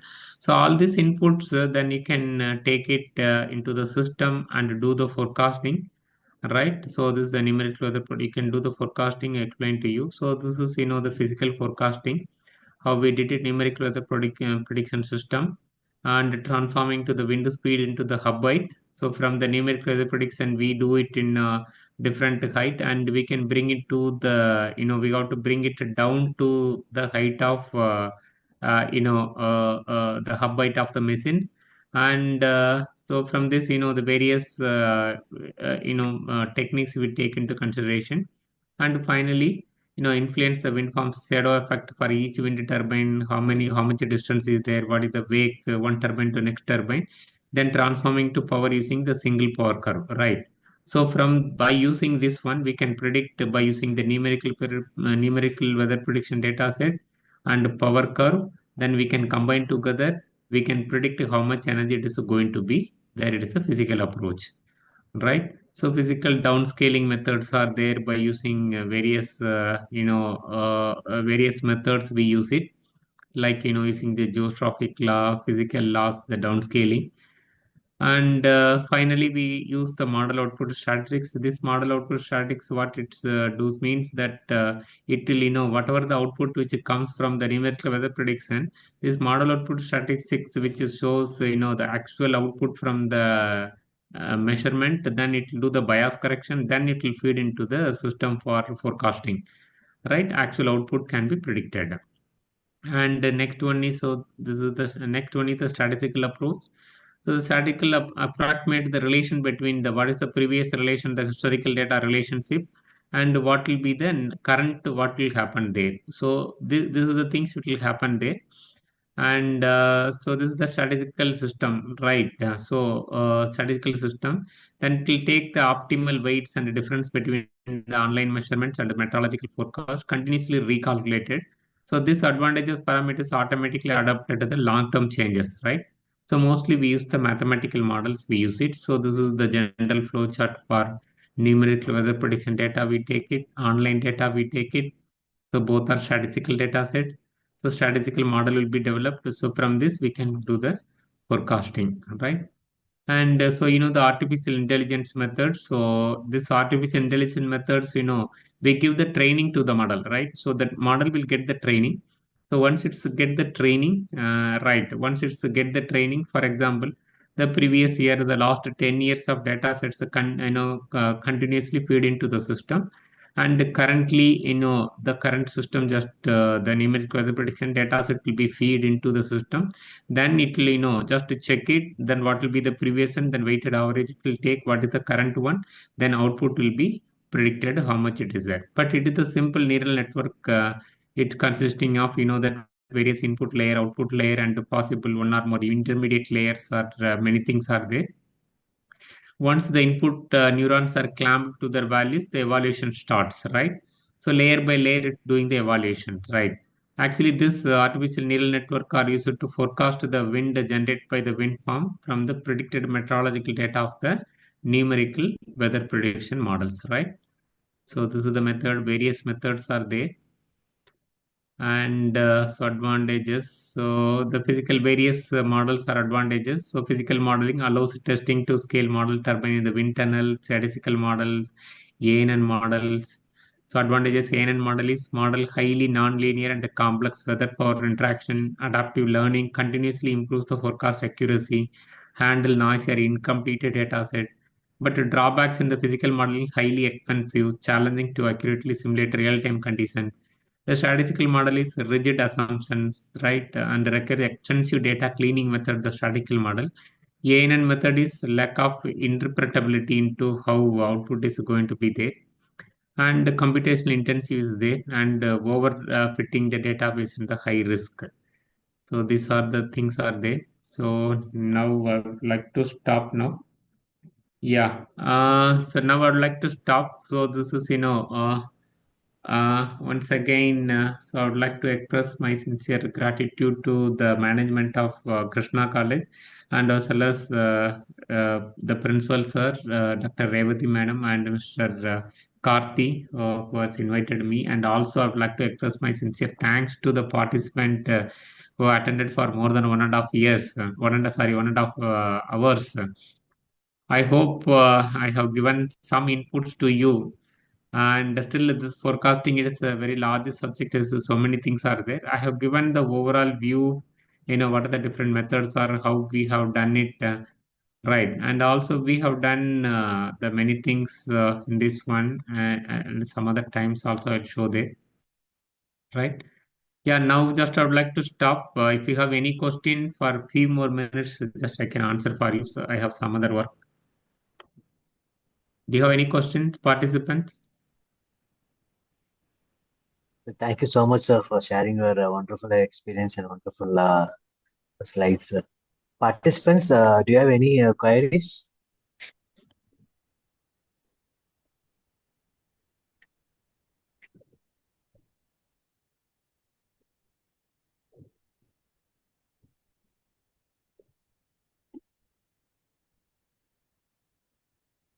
No questions? Dear participants, Sir, this is Dr. Thenmozhi from Kumaraguru College. I have Yes, posted a ma'am. query. So regarding the wind energy, the best wind source, as you projected in your slide, is available in Kerala Yeah. too. But why is that wind energy generation is very low in that particular area? Are there any challenges posed for generating wind energy there? Yes, ma'am. Yeah. So the main thing is that the terrain. So in Tamil Nadu, mostly the terrains are flat. There is mostly the resource, or even though it is a good, it is all on the top of hill, right? So that is the major things are there. Logistic issues are there. Transmission issues are there. Yeah, major thing is the logistics. Now, currently, the Kerala government wants to develop 500 megawatt. So we have been associating with them to develop wind farm in this region. Other one is some other political some issues are there apart from this. And in the Palakkad region, you can see that many number of wind turbines have already installed in this region. Thank you, sir. Yeah, Thank you. yeah. Welcome. Any other question?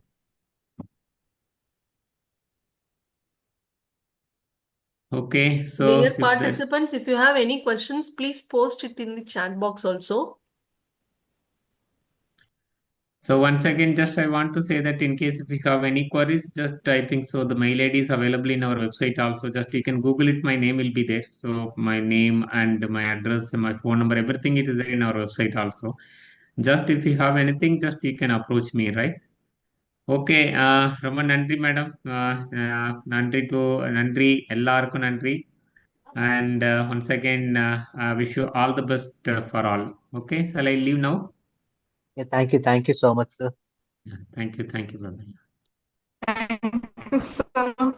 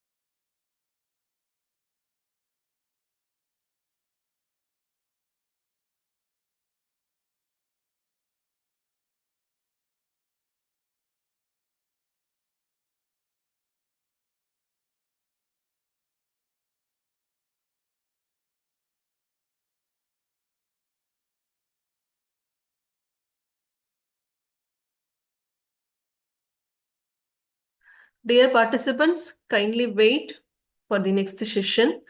Sir is yet to join.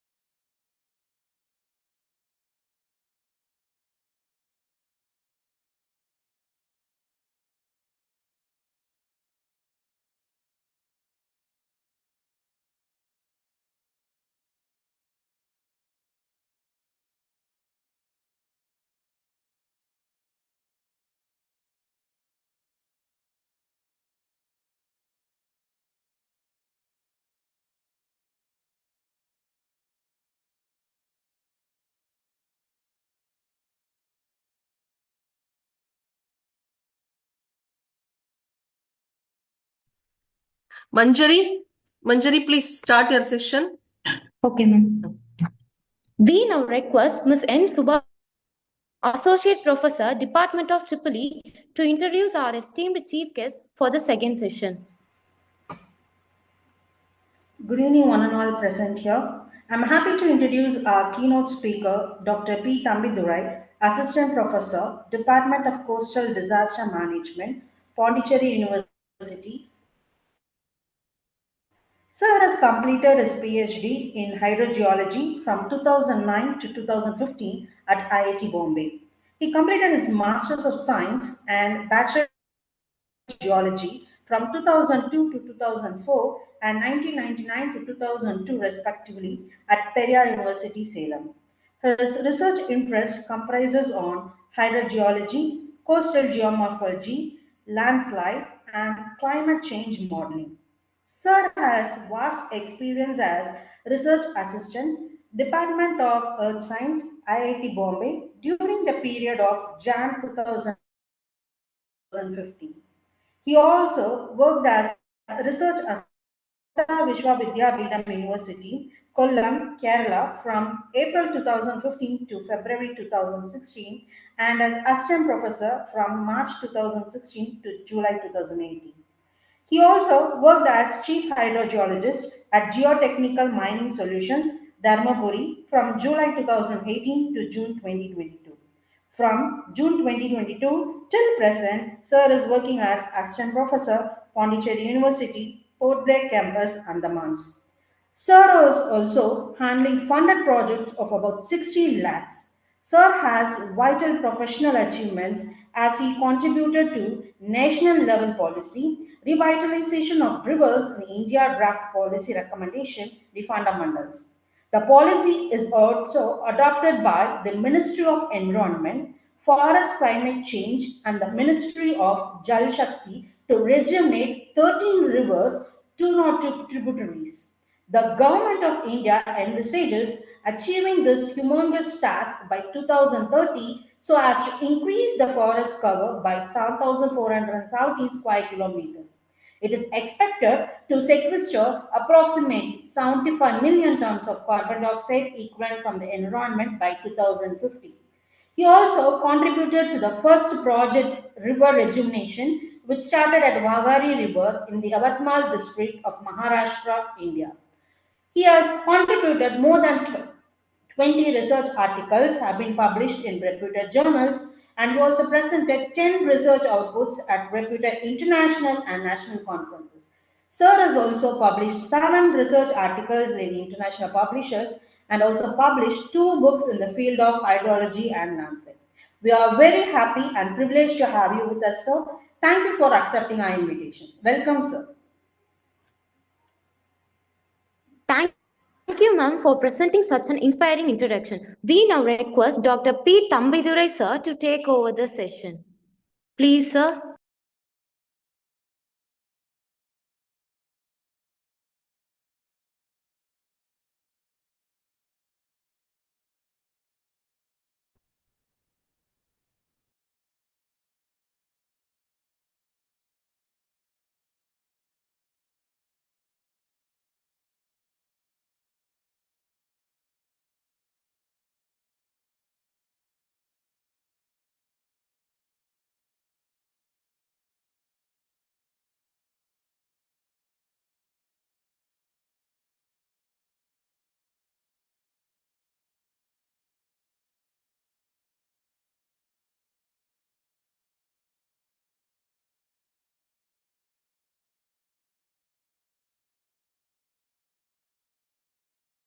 இப்ப பாருங்க. Hello? Am I audible? Okay. Thank you. Yes, sir. Audible, sir. Good evening to all participants. Already given the short note about myself by the organizer. Madam, somebody is writing on the Dr. G.D. Anbar. Somebody is writing on the slide. Some line is coming. You please take care of that. Yes, sir. We'll be informing, sir. We are going to discuss Yes, climate change impacts, risk and vulnerability, global and Indian context. We all are well known that our earth is warming, above the average global temperature. That means 0.85 degrees Celsius. Since the data is available 1880 to 2012, we had that context and started to working on that, reduce the temperature. By 2100, this increase will exceed maybe 2 degrees Celsius. So climate change is caused by human action, primarily by the burning of fossil fuels, which release greenhouse gases into the atmosphere. These gases trap heat and warm the planet, which affects the water cycle and weather pattern. Cities are particularly vulnerable to climate change because of the urban heat island effect. Pavement absorbs and reflects heat back, making cities several degrees warmer than surrounding areas. Of course, poorer areas of cities are often worse because they have fewer trees and other greenery to cool things off. Small changes in the average temperature on the globe lead large and potentially dangerous shift in climate and weather. The evidence is clear: rising global temperature and change in weather, which we are talking about now. Through this, rainfall result more floods, drought and intense rain, as well as more frequent severe heat waves, which we are facing nowadays. Come to that, signs of climate change. The greenhouse effect occurs when certain gases in the Earth's atmosphere, known as greenhouse gases, absorb infrared radiation, that is the heat emitted from the Earth's surface, trapping it and causing the planet to warm, especially acting like a blanket that prevents heat from escaping back into space, allowing life to thrive in Earth by maintaining a suitable temperature. As greenhouse gas emissions blanket the Earth, they trap the sun's heat. This leads to global warming and climate change. The world is now warming faster than at any point in recorded history. Warmer temperature over a time are changing weather patterns, or disturbing the usual balance of nature. We all are well known that it poses many risks to human beings and all other forms of life on the earth. Key points about the greenhouse effect mechanics: the incoming solar radiation, which you are seeing in the image. Sunlight reaches the Earth's surface, where some is absorbed by the land and ocean and warming them up. So, and further infrared radiation emission, as the Earth's surface warms, it radiates energy back towards space in the form of infrared radiation. That greenhouse gas absorption, certain gases in the atmosphere like carbon dioxide, methane, water vapor H2O, and nitrous oxide, absorb portion of this outgoing infrared radiation. The causes is heat re-radiation. When these greenhouse gases absorb the infrared radiation, they vibrate and re-emit the energy in all directions, including back towards Earth's surface. Further, it gives warming it. So, important aspect of the greenhouse effect.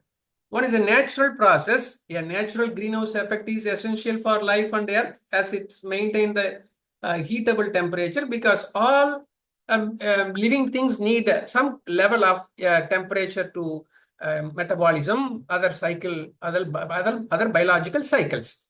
So, enhanced greenhouse effect, human activities. Excuse me, sir. Hello? Sorry to disturb you, sir. The screen is not has been changed, sir. I am talking this only, Science of Climate Change. Okay, sorry, sir. Sorry. Oh, no problem. Thank you. This enhanced greenhouse effects, human activities like amplified greenhouse effect and global warming. This climate change, increased greenhouse level, can use significant climate changes, including rising global temperature, extreme weather events, and rising sea level. So the gas, which is gas of the greenhouse, absorb long wave radiation, absorb only 23% of the incoming short wave radiation, but absorb 90% of the long wave radiation emitted again to the surface, thus accumulating energy and warming the earth more. So these basic thing and basic mechanism of the greenhouse effect on the earth. So you see here the increase greenhouse gases and reflection. This is a mechanism happening. And what happened? Anthropogenic climate, cause and effect of climate change. That anthropogenic, generating power, manufacturing goods, cutting down forest, and using transportation, producing food, and powering buildings. And additionally, consuming too much power. Your home may be and use of power, how you move around, what you eat, and how much you are throw away and contributed greenhouse gas emission. So does the consumption of goods such as clothing, electronics, plastic will give the back some kind of adverse effect? Yes, of course. Large chunk of global greenhouse gas emission are linked to private households. Our lifestyle have profound impact on our planet. The wealthiest bear the greatest responsibility. The richest 1% of the global population combined account for more greenhouse gas emission than the poorest 50%. So we note down here that manufacturing, generating power, we are using generated by burning coal, oil, gas, which produce carbon dioxide and nitrous oxide, powerful greenhouses gases, these and all, and which is, prevent the blanket of the open sky and more, and manufacturing goods. Of course, the produce energy for making things like cement, iron, steel, electronics, plastic, cloths, and other goods, and mining the resources for the industrial process also release gases. Thus, the construction industry. Machines used in the manufacturing process often run on a coal, oil, gas. Further, cutting down forest for the the development of other area for industrial development and infrastructure development. Again, since forests absorb carbon dioxide and destroying them also, it is an adverse effect we are facing.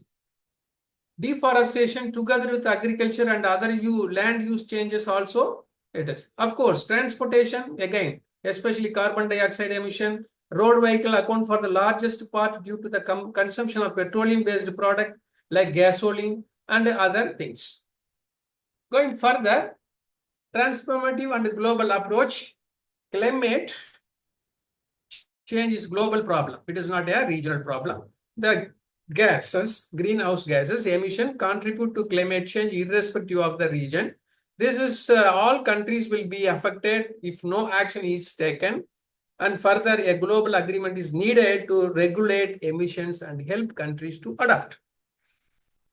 Going to the next, the UN Framework Convention on Climate Change. The United Nations Framework Convention on Climate Change is a treaty that was adopted in 1992 to reduce greenhouse gas emission and prevent dangerous human interference with the climatic system.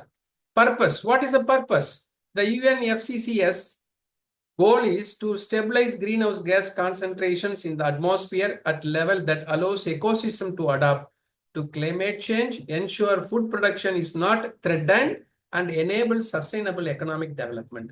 What is the adaptation of the UNFCCC was adopted the first Rio Earth Summit in 1992. It was open for signature from June 4 to 14 in the year of 1992.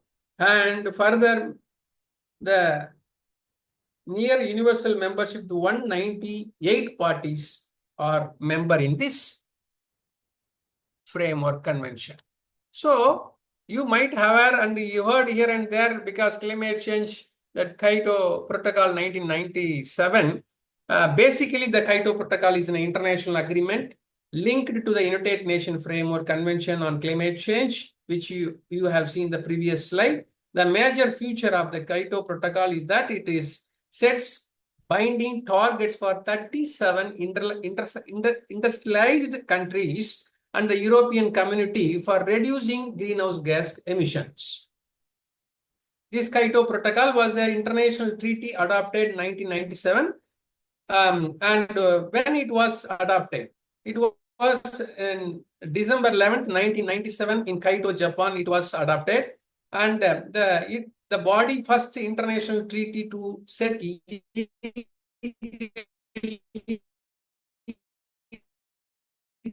binding targets.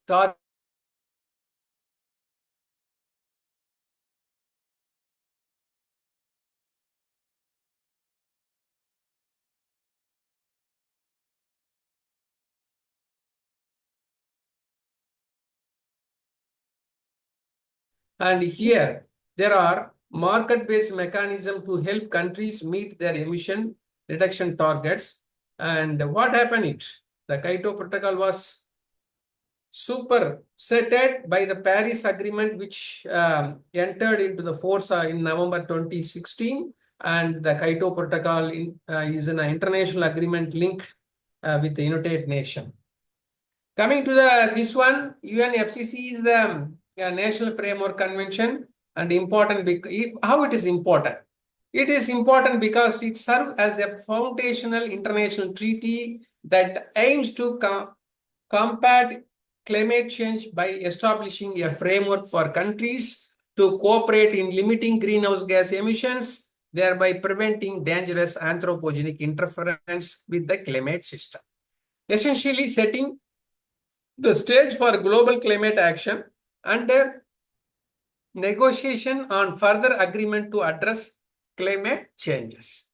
Further going, why this UNFCCC is important? It is important to make it bring all countries together under one agreement to tackle climate change, recognizing the shared responsibility to act. So ultimately, goal of the UNFCCC is to stabilize greenhouse gas concentration in the atmosphere at a level that prevent dangerous climate changes. Provide platform to facilitate ongoing international negotiation through the conference of the parties, where countries can review progress, set new targets, and develop further climate agreements. And further, it can be taken to establish mechanism for countries to monitor and report their greenhouse gas emission, promoting transparency and accountability for their emission level. So further, basis for the further agreement, the Paris Agreement, a more straight and climate deal, is built upon the foundation laid by UNFCCC. So coming to the point, projection of the future change in climate, the emission of the carbon dioxide and other greenhouse gases, the observed and projected change in global average temperature under 4 emission pathways. The vertical bars at right show likely changes in temperature, and this temperature, it's going, average global temperature are expected to be within the range of 0.5 Fahrenheit to 8.6 by in 2100, with the likely increase at least 2.7 degree 2.7 degree Fahrenheit for all scenario except the one representing the most aggressive mitigation of the greenhouse. Except under the most aggressive, the mitigation scenario studied, global average temperature is expected to warm at least twice as much in the next 100 years as it has during the last 100 years. you see that India is limited emission, but comparatively, it's a significant amount.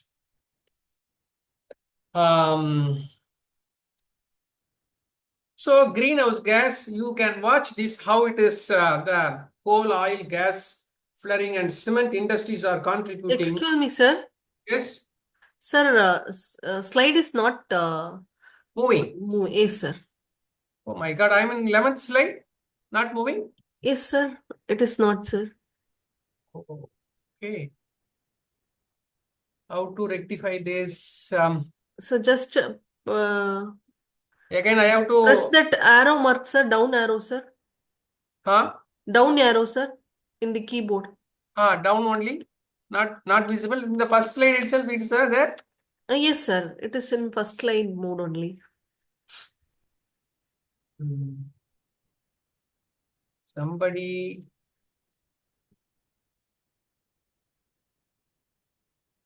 Oh, I am sorry.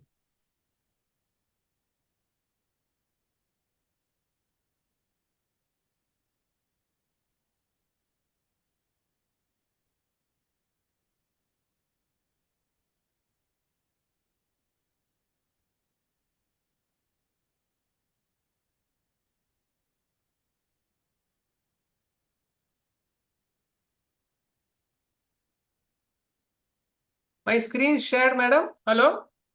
My screen is visible now? No, sir. No? Okay. Yes. This Zoom is...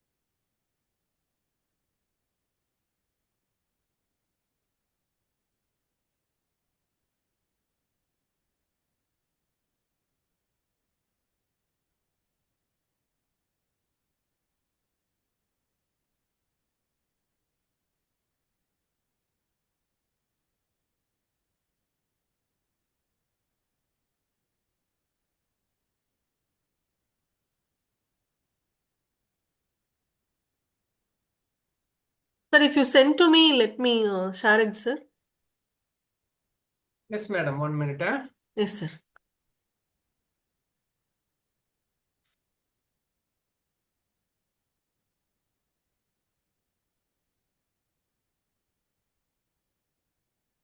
Is it visible now? Yes, sir. It is visible, sir. Please make it the moving? slide change, sir. Wait. Is it moving? Yes, sir. Now it is okay, sir. Now it is Sorry, okay, sir. very sorry. No issues. Okay. Should I continue where I stopped or from beginning? No, sir. You can proceed with that from slide 11th slides. So these are the framework done by the UN framework and Kaito program protocol, UNFCCC, and this importance I already told you. That then projection of future change in climate. This is here in India, and still the amount is less, but we have a significant contribution of the carbon emission. So coming to this, you see this video, maybe it's visible now. Anyone can?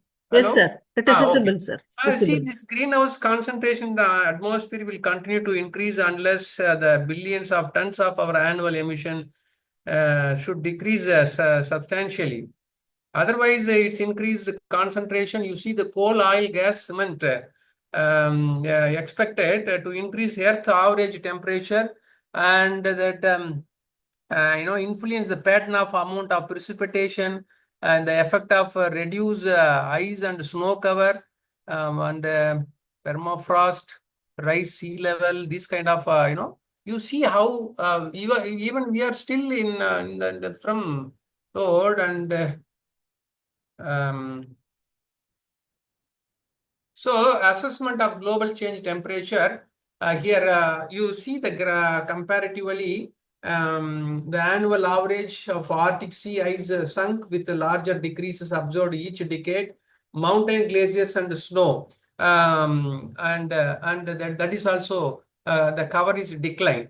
Actually, the IPCC, you might heard that Intra-Governmental Panel on Climate Change is another body which is collaborating and coordinating all the countries who are the member in this body with the UN Environment, World Meteorological Organization, WMO, and IPCC prepare a assessment report every year. That is a special report and methodology reports. So here you see the over the past 50 years, cold days and night frost have become less frequent, and hot days and hot night more frequent. And increase in intense tropical cyclone activity in North Atlantic and has been observed. Warm air is air and is fuel for cyclone and hurricanes. The IPCC, which is assess the science of climate change and its potential impacts. Here are some of the IPCC's findings on global temperature, which exceed the temperature 1.5 degrees Celsius. And further, then human activities is responsible for warming. Current climate policies will increase warming and risk increase through the high temperature. So these are the climate change can have many impacts, including rising temperature. You see the sea level rise, precipitation, unusual precipitation and weather changes. And accordingly, the human health and biodiversity is suffering. Agriculture, crop yield is reducing, and forest also cover soil erosion. Other kind of impact are affecting the foresting, and water resources are declined. Maybe through the news bulletins are coming up when the Central Groundwater Board reporting. Especially in Tamil Nadu, maybe most of the participants from Tamil Nadu, major area, maybe this year it's increased the groundwater level, but last 10 years, the decline is a very dangerous zone. And further coastal areas, of course, there are many research articles shows that 2040 later, Chennai, Kolkata, and Mumbai, maybe some areas are covering by the seawater due to the sea level rise, and other natural areas also affecting loss of habitat, species, cryosphere, glaciers and all. It's affecting the ocean acidification. Climate change can have many impacts. Rising temperature, of course, we know well, and further ocean acidification. That ocean water absorb more carbon dioxide from the atmosphere, which decrease its pH, makes it more acidic, and more severe storm because of tropical cyclone can cause more intense winds and rainfall. Droughts and flooding, some of the region may experience a larger, a longer period of drought, while other may experience heavy downpours of flooding. And already I told you soil erosion due to the climate change can aggravate soil erosion. Consequence of soil erosion, landslide, and desertification will take. Loss of species and health risk, increased health risk for the humankind, and poverty and displacement. This climate change can lead to poverty and displacement. That means dislocation due to the employment loss and financial crisis. So even that, this key sector affected by climate change, these are the interlinked climate change impacts many sector, including agriculture, and changing temperature and precipitation can threat crop yield, livestock, population, and you know that India is major population involved in agriculture activity, and this is backbone of our GDP. growth. So this threatened crop yield, livestock population, and the food supply. Climate change can also increase the risk of wildfire, which can damage farmlands, grasslands, and other part. Manufacturing industry. This sector produces emission from burning fossil fuels. Already I mentioned, like cement, iron, and other things. And transportation sector, heavy industries exposed in climate change. Conventional energy sector exposed to climate change, and the retail trade also exposed to climate change. Of course, tourism also. So in any part, high drought or flood, then it will affect no tourism for further years. So these are the spatial planning, tourism, all this waste management, education, everything are chainly linked because of the climate change, then that unusual weather. So natural climate variability and anthropogenic climate, here you see that how up to 1950 the level of carbon dioxide coming up to the 280, but you see that suddenly increased in almost more than close to 400, which is very unusual increase. So you see this modeled the temperature, how it's increased from the year of old up to now. So the current knowledge about future impacts in we are in Asia.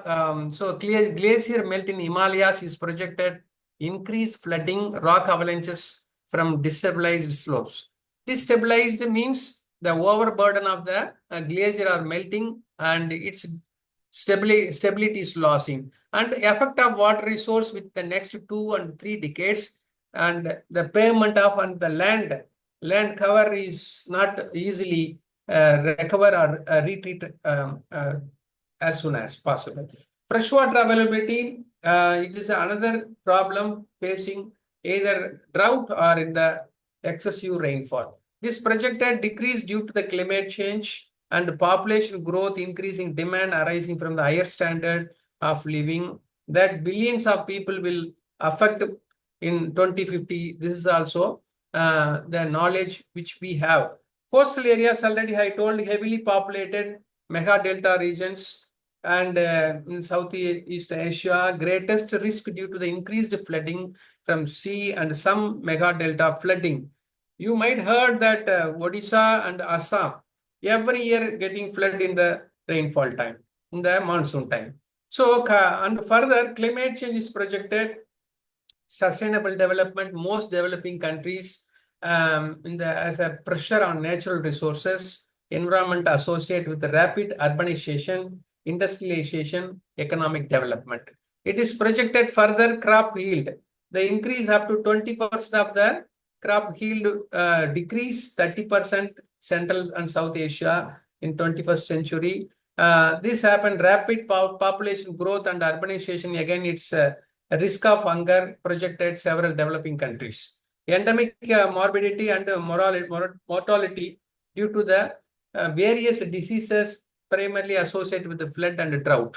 Flood, very difficult to handle. Maybe we have seen in the news bulletin and just passing the news. But in the field, the government and other whatever the agencies handling is very difficult, and giving the risk and shelter and food, these things are very difficult in the field. So this global warming, increasing coastal water temperature, and abundance and the toxicity of cholera will be possible, that detected by the UN body. So for some adaptation is occurring, observed in projected future climate changes, but a very limited basis. The adaptation will be necessary to address impact resulting from warming, which already unavoidable due to the past emissions. Still, we are stopping. So we can achieve 0 degree, increase temperature in 2040. So people, all countries and the framework bodies are working. A wide area of adaptation options are available, but more extensive adaptation than is currently occurring, reduce vulnerability, further climate changes. The barrier, limit and cost. These are the who should understand restriction for underdeveloping countries, and vulnerability to climate change can be excreted the presence of other stress. Further vulnerability can be reduced through development pathways. And impact of climate change will vary regionally, but they are very likely imposed net annual cost, and which will increase over time. Global temperature, which increasing. The remaining scientific understanding and climate change in the past 20 years, there is a considerable uncertainty about the nature, spatial distribution, severity of particular impacts. Systematic observation and research needs to further improvement and bringing the better solution. Climate change here leads to the disaster, and tracing the climate change and disaster are linked between in chain way, and climate change this through vulnerability, environmental depletion are very crucial, leading to increasing disaster in India is a potential security threat. So the climate change, whatever we understood, flood, landslide, and other cyclone, many things, earthquake kind of thing. The earthquake is not related to directly related to climate change, but there is a research going on. There is a connection between climate change, and that risk management framework, adaptation, mitigation, and modeling vulnerability, maps. Climate change will be reduce the risk reduction, center, state relation, and international cooperations. So this is the climate disaster CRD 2024 report in the down, and you see that drought in 2022. This is the 22 events happen, and 21-22 is increased, and the earthquake also increased, and the extreme temperature little reduced, but flood event is increased in 168 to 176, and landslide, of course, it's not much like that, and storm is increased. Volcanic activity not related to climate change, but even it is normal in the previous year, and wildfire it's increased. So you see here, according to the CRED, means a Center for Research on the Epidemiology of Disaster. This one is a 2007 report. Just comparing how it's increasing, the particularly flood with Asia being most affected continent. And the statistics indicate that during 87 to 1998, that sudden increase of disaster event, significant increase. This reported was 2000 and 2006 increased 187%, an average of 365 per year. 98, 99, and 2000 it will not showing. Oh, anyhow, so this is a further key points about the CRED climate disaster report. Breaking temperature, increased frequency of extreme event, impact on vulnerable population, and of course all above will give the economic loss, which could be include data on the substantial economic costs associated with the climate disaster in 2024. So coming to the point, timeline trend, natural disaster 1975 to 2000, you see this abruptly increase up to 2017, because the current trend we are discussing, of course, the old data also gradually increasing. We are not aware. In 2001 only, the World Organization and other bodies are awakening, and last 20 years, around 20 years, we are working towards to reducing the climate change effects. So you see top 10 disaster in 2007 events: cyclone, flood, Bangladesh, India, you see, flood is 1,103 deaths. So overall, this everywhere disaster is giving more on adverse effect on the population and kind of, adverse effect. So climate change disaster, how it is related to the disaster, climate change disaster. So you see here, resource scarcity, poverty, inequality, political instability, lack of development. For example, political instability.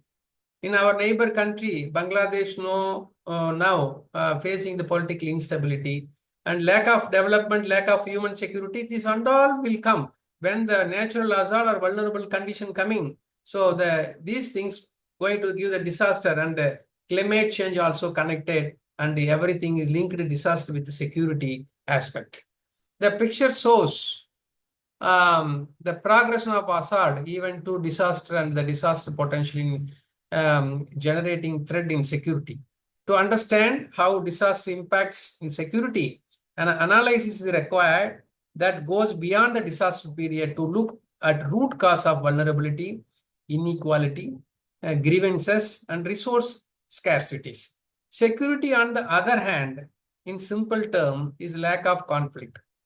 It's lack of conflict and extend our potential. Conflict do not occur unexpectedly, and there are many obvious causes of conflicts, but behind the immediate factor that trigger conflicts, analysis reveals deeper causes such as territorial demands, socio-economic inequalities, economic threats, and political ideologies, and nationalism, struggle the ethnic monitoring, and other portfolio to vulnerable human conditions. And coming to this mitigation, so disaster we have seen through climate change and mitigation.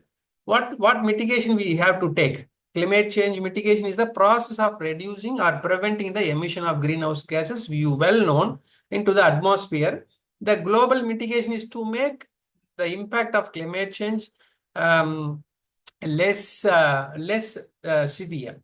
Here are some of the example climate change mitigation and land use, land changes in forestry, nationally appropriate mitigation action, and reporting on national implementing, monitoring, reporting, and verification.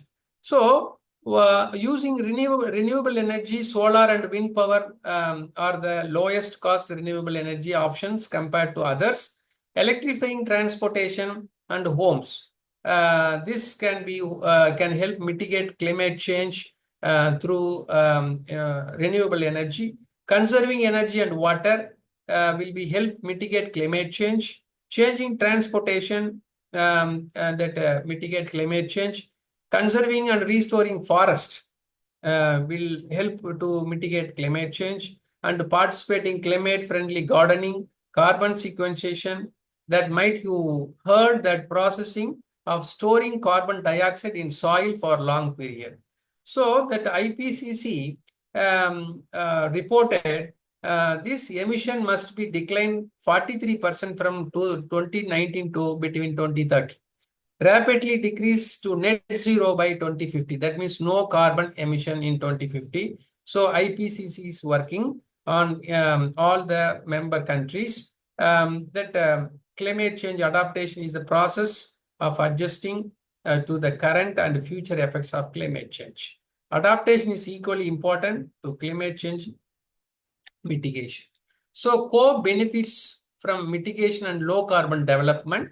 Climate change mitigation and low carbon development can have many co-benefits, including improved public health, environmental, economic, social, and reducing air pollution from the fossil fuel can lead the fewer case of heart disease, cancer, obesity, diabetes, and road deaths and injuries. You might heard the Delhi condition every year. It's improved last 10 years. They are working on various aspects, but the air quality is not improved up to the mark of the benchmark. So the economic benefits, of course, reduced fuel use can lead direct financial savings.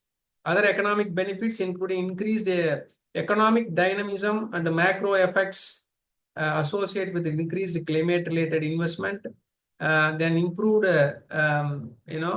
access of efficiency mitigation actions, creation of green job. Climate action can create a green jobs, improved ecosystem, reduced environmental compliance and waste disposal cost, and improved working environment, reduced energy import bills, improved livestock farming. So going to the policy instrument for faster low carbon development, and the policy instrument will come to develop, including the market-based instrument, financial incentives, fiscal instrument, others. So emission trading scheme, payment for ecosystem service, and subsidies providing the, for example, who are involving to use the renewable energy, solar and biodiesel. So government is encouraging to utilize those kind of resources, like providing subsidies, access to capital, and other things are research development and demonstration activities for better solution for the reduce of carbon dioxide and other greenhouse gases. So, and the environmental and social standards will be improved, and skill development and awareness rising should be taken care. So, selected mitigation option. Further, it is a transport. You aware that shifting alternative modes. Public transport, encouraging the buses, trains, metro system through improved accessibility and affordability, and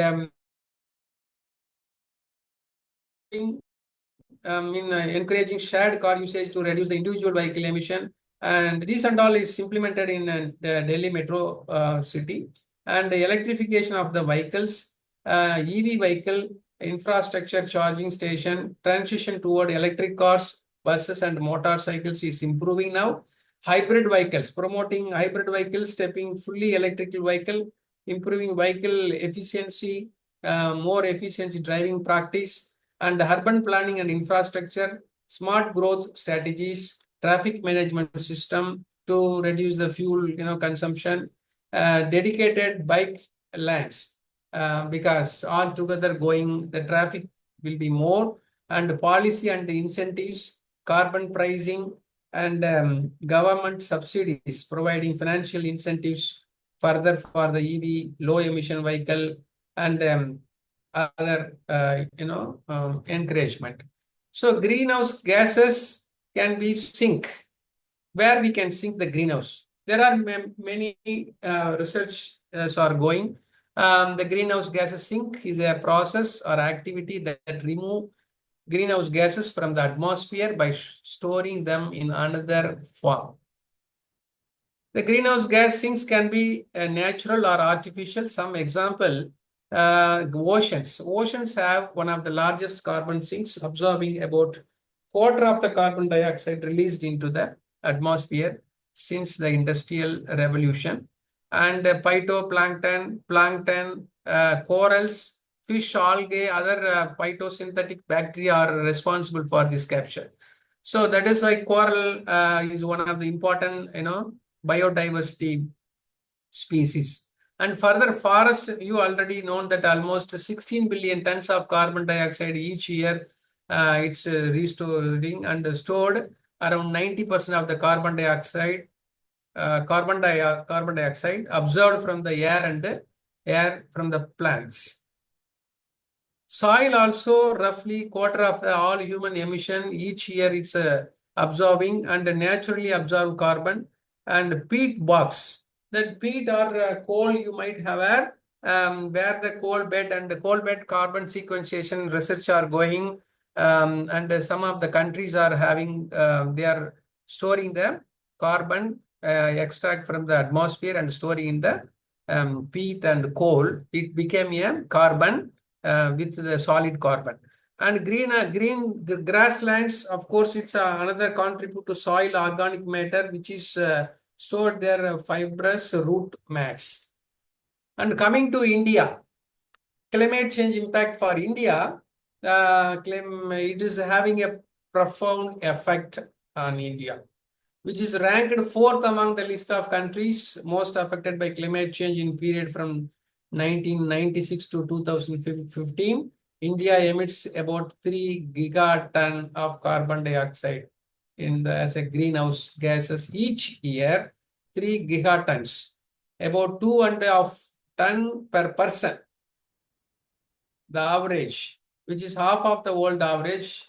The country emits 7% of the global emission, and the temperature rises on the Tibetan Plateau are causing Himalayan glaciers melting, retreating, threatening to flow rate of the Ganges, Brahmaputra, Yamuna, and other major rivers. So, of course, India is one of the most vulnerable countries of the impact of climate change, ranking 7th out of 181 country in the Global Climate Risk Index based on the 2021. More than 75% of the Indian districts are hotspot for extreme climate events. It is clear that climate change poses a significant threat in India, with one study suggesting that it could be save of 2.5 to 4.5% Indian GDP annually if not tackled in timely. So Ministry of Finance has initiated Sustainable Finance Task Force to chart out India's sustainable finance roadmap. This effort taking a working group with the participation of the Reserve Bank of India, RBI, and other Securities Exchange Board of India's Capital Market Regulator, SEBI, and other government budget bodies. In the government budget in 2022 February, given the signal, India's willingness to borrow internationally through green bonds and invest in low carbon green development in the Indian economy. You see here key points about India's surface temperature, how it is increased. And this is a recent data. The East Coast Interior Peninsula and the West Coast tend to higher average temperature. Temperature trend is northwest and the southeast. Central region showing the particularly noticeable rise, 42 degrees Celsius up to 47. And climate change impact, it is going the same way, and 1 to 1.2 to 5.1 degrees Celsius in 2100 due to climate change. It's predicted. So greenhouse gas emission, where we are in, this is carbon dioxide emission per person. And the recent data shows we are in third. We are in third, in China first and US third, we are in third. And this industry contribution, energy supply, buildings and transport, and other industries. Emission per person are low compared to other major countries, but it is a significant. Again, this greenhouse gas emission, India are the third. So one of the world's largest greenhouse gas emitters, we are in China, and next to US we are. The annual emission 2023, India emission 4,440 million metric tons of carbon dioxide, equal to that was in many countries emission. Sectoral contribution 2023, the power sector was the largest contributor to India's greenhouse gas emission, accounting 46.6% of the total emission. The industrial consumption sector announced around 21%. And other global share means 70.8. We are ranking after China and US. Per capita emission is also increasing and reducing total projected carbon emission by 1 billion tons by 2030. That should be reducing intensity of the economy by 40% by 2030. Achieving net zero emission, we planned 2070, not 2050 as global agenda. So there are energy sector. Here fossil fuel were subsidized more than the clean energy. Now we have taken the initiative, and we stopped fossil fuel exploration like coal-based, mining and all. Electricity generation also, we depend on burning fossil fuel. That emission increased this much megatons. So that is also reduced. And coal-fired power station, coal-fired power station India, that is also in the pipeline to reduce. And household fuels, traditional fuels, liquefied petroleum gas and electricity provides health and climate benefits. Further going to India and climate change, you see simulation indicate these two maps and predicted change in temperature and rainfall. The simulation indicates an all around the warming associated with increasing greenhouse gas concentration over the Indian subcontinent. That rise will go annual mean surface temperature 2030. It will be going up to predicted global increased warming temperature 2 degrees Celsius. There is a considerable geographical variation in magnitude change in both temperature as well as the rainfall. You can see here that temperature increasing that is related to the high precipitation. So northwestern India, you likely become drier and sometimes, while northeastern India is likely to become a much wetter. Increase northwestern India also much more than that in the northeast.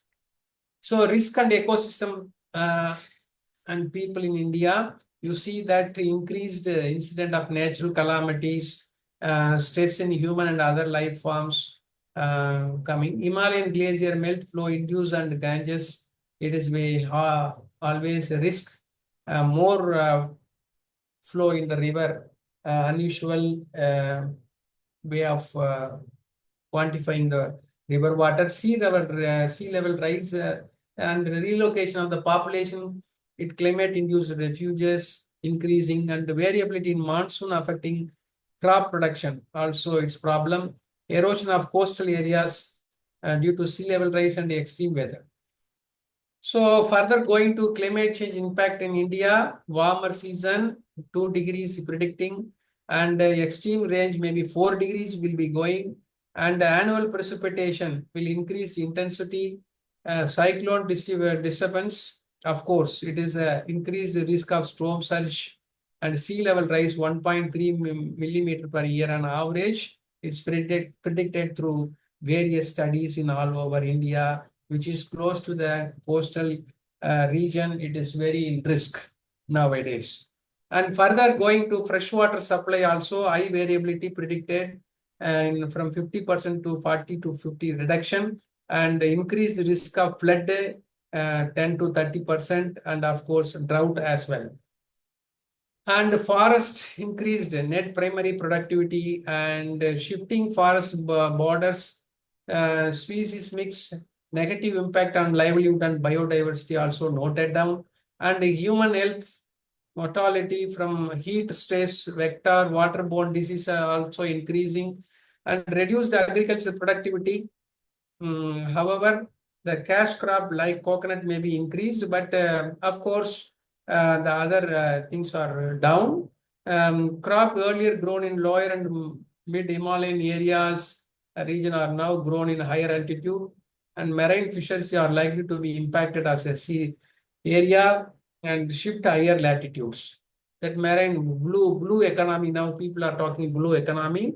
In expected 2040, there will be a UN predicted in 2040 there will be a food crisis. The whatever groceries will be go down, and people dependent on the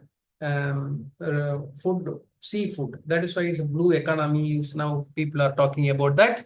And as greenhouse gas concentration rise, so does the global surface temperature also going up, and more severe storm will come, increased drought, and a warming, rising ocean, loss of species already we discussed, and health risk and poverty will be increased. And coming to point another,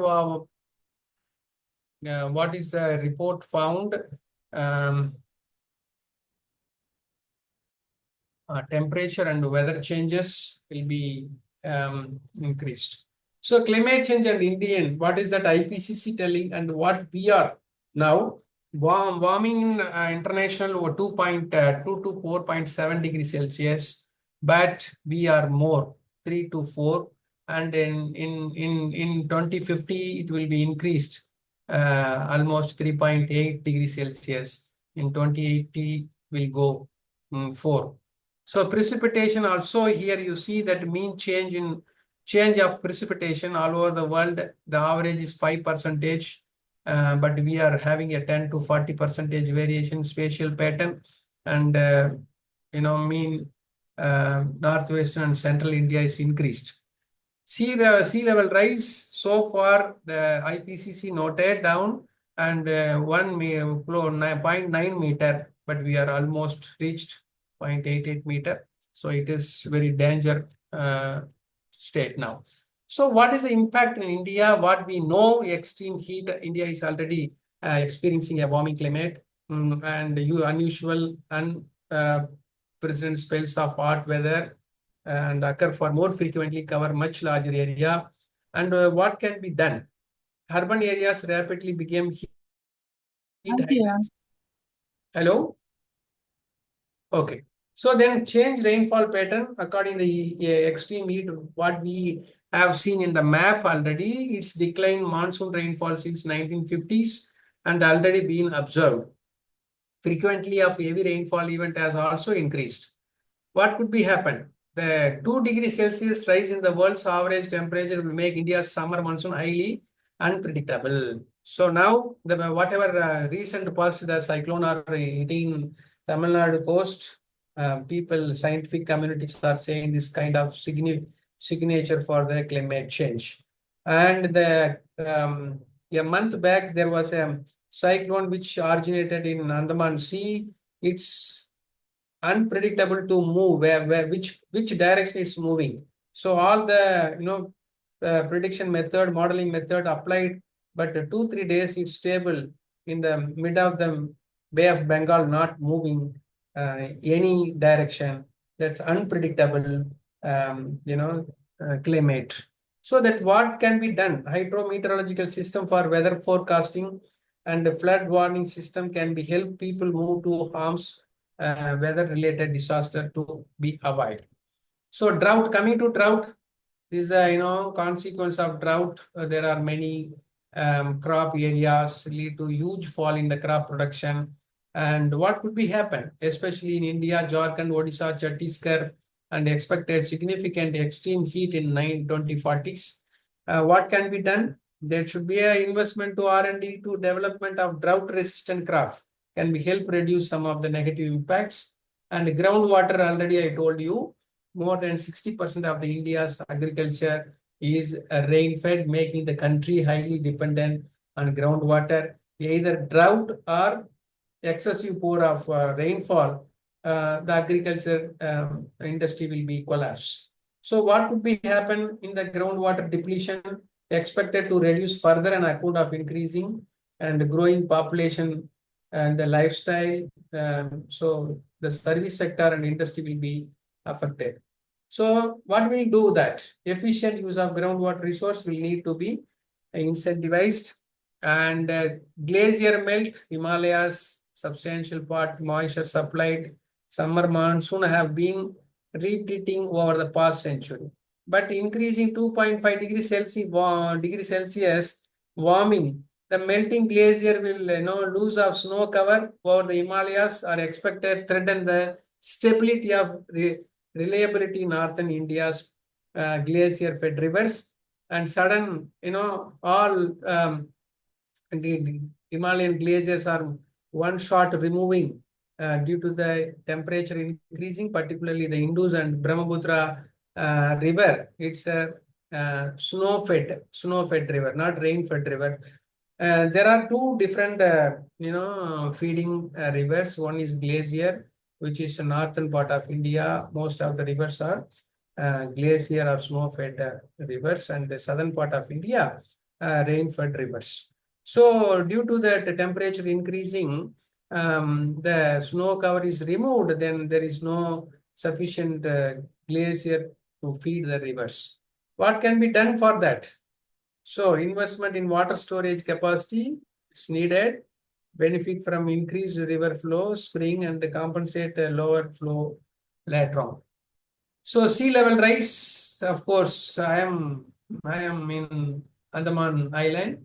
So there is a threat for islands and coastal areas like urbanized coastal areas, Kolkata, Mumbai, Chennai, like that, and even through Cochin also included. There are many studies that people are doing, and the large part of the city built and reclaimed land and high tide mark also already marked, and the unplanned urbanization increase the further risk. So it would be lead to saltwater intrusion coastal area before the seawater is occupying the land due to the increase of sea level, and it will impact agriculture. Of course, the saltwater cannot be convenient for the agriculture activity, and it will degrading the groundwater quality also. The excessive groundwater exploration, the shoreline or coastal line, already many part of the coastal India are contaminated due to the high exploration of the groundwater, like Chennai, Nagapattinam, and Trivandrum, Cochin, many other part of coastal regions. So it should be taken care that enforce the building codes will need to be strictly enforced. Urban planning will need to prepare the climate-related disasters and the education about the importance of the fresh water. So climate change, further agriculture and food security, rising temperature without climate change, it cannot be avoided, and 75 million tons in absolute terms, average rice yield will be reduced, and seasonal water scarcity because of unusual rainfall and rising temperature, intrusion of seawater already I mentioned would threaten crop yield, and that the food security will be questionable.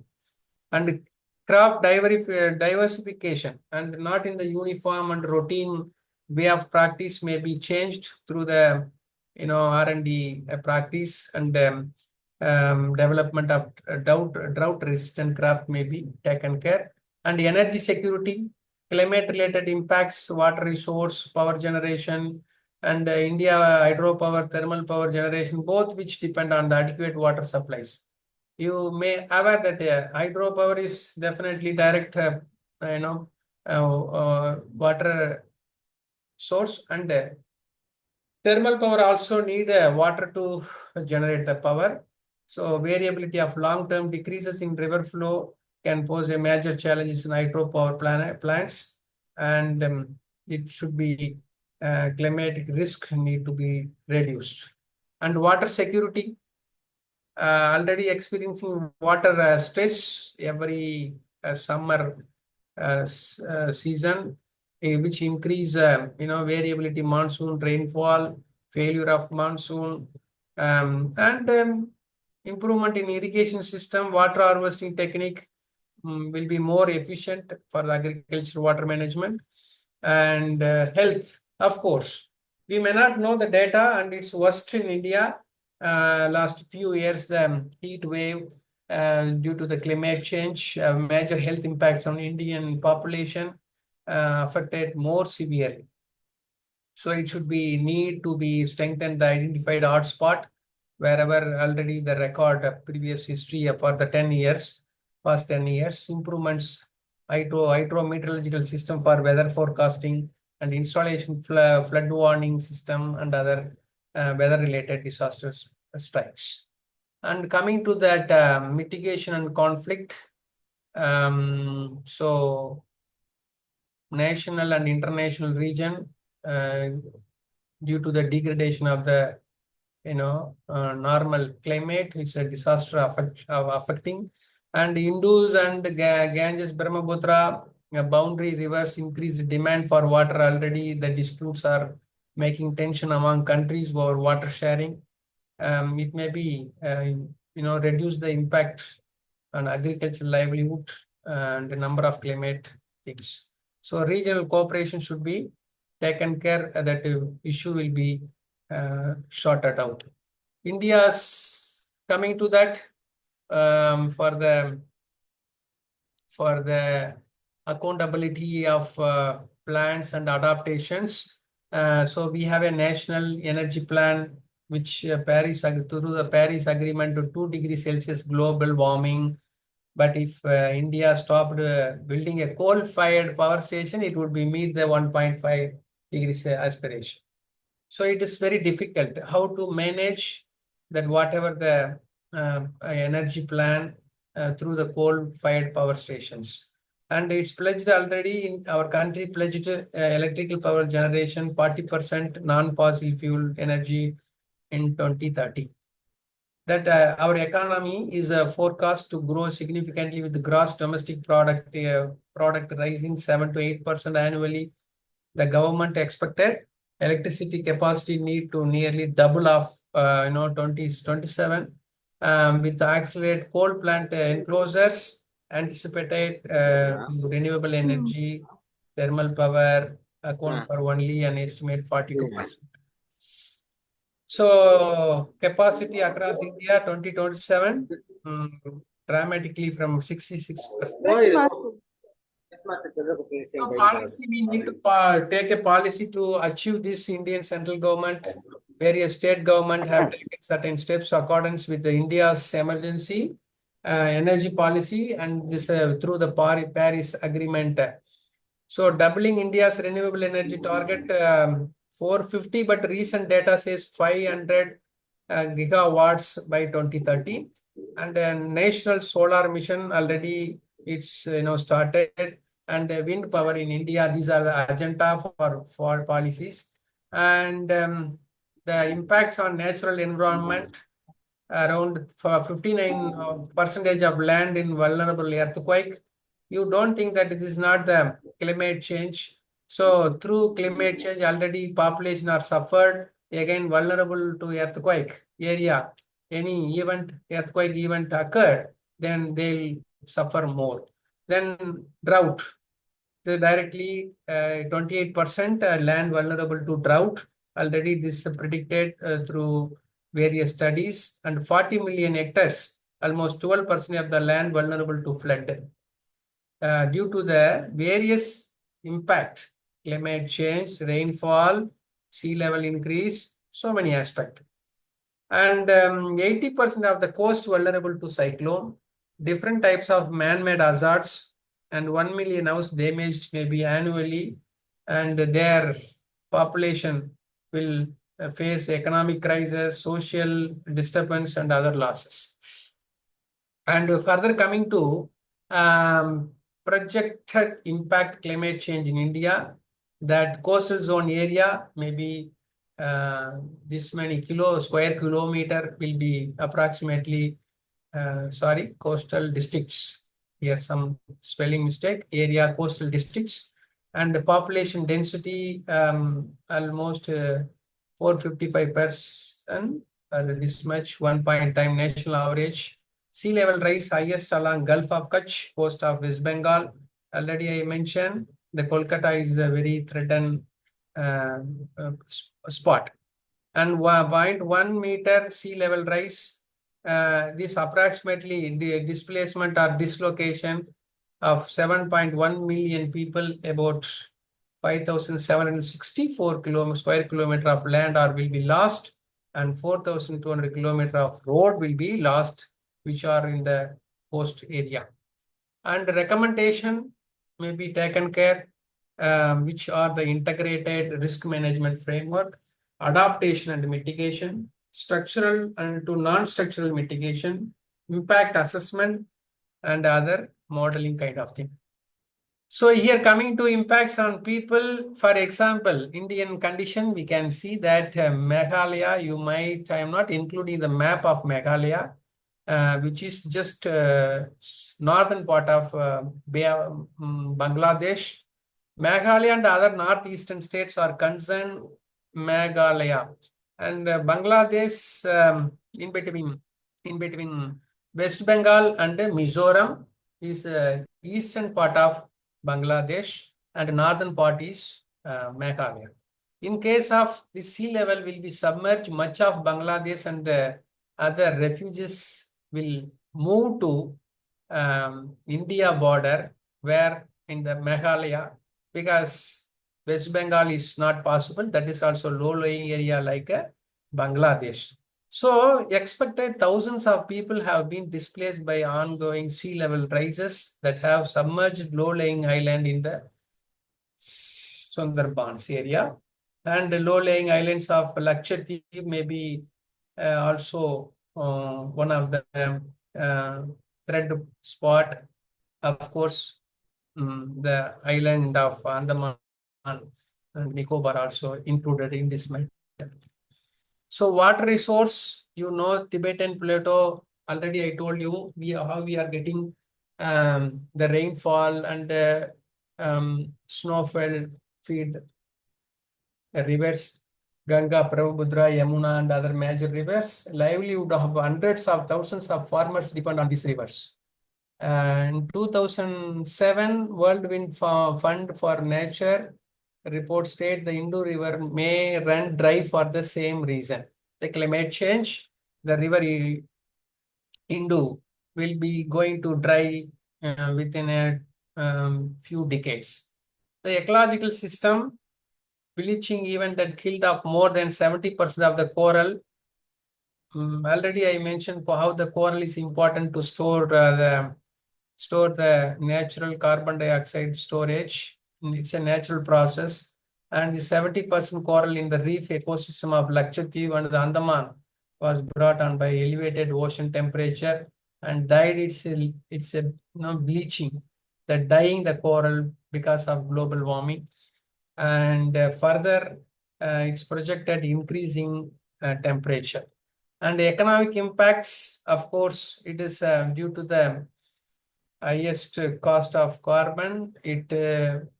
Development of institute in India, anywhere, GDP is annually going to decrease. Whatever we are in, it will go down, and the poverty rate may be raised 3 point. GDP is based on our economic status of country. In 2040, GDP will go less than 3, and the poverty will increase 3.5 due to the climate change. And agriculture, of course, various aspects of the supporting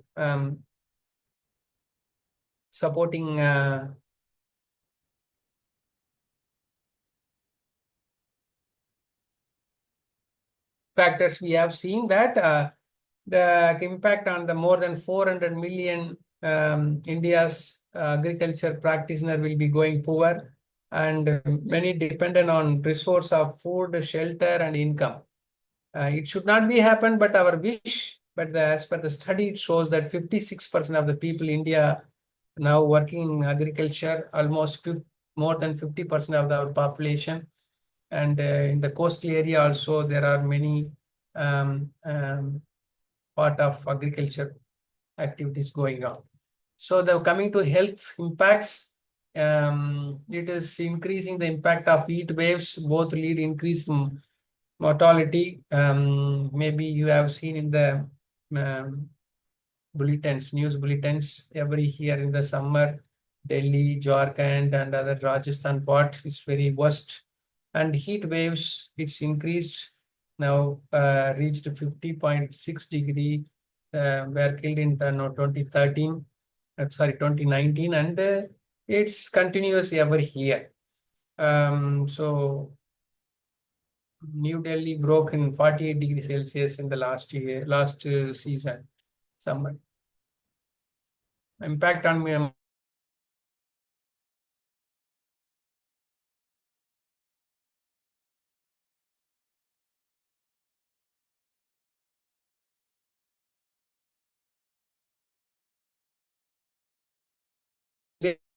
villages in India, especially northeast, that rising sea level, neighboring Bangladesh and other part will come to the handling situation.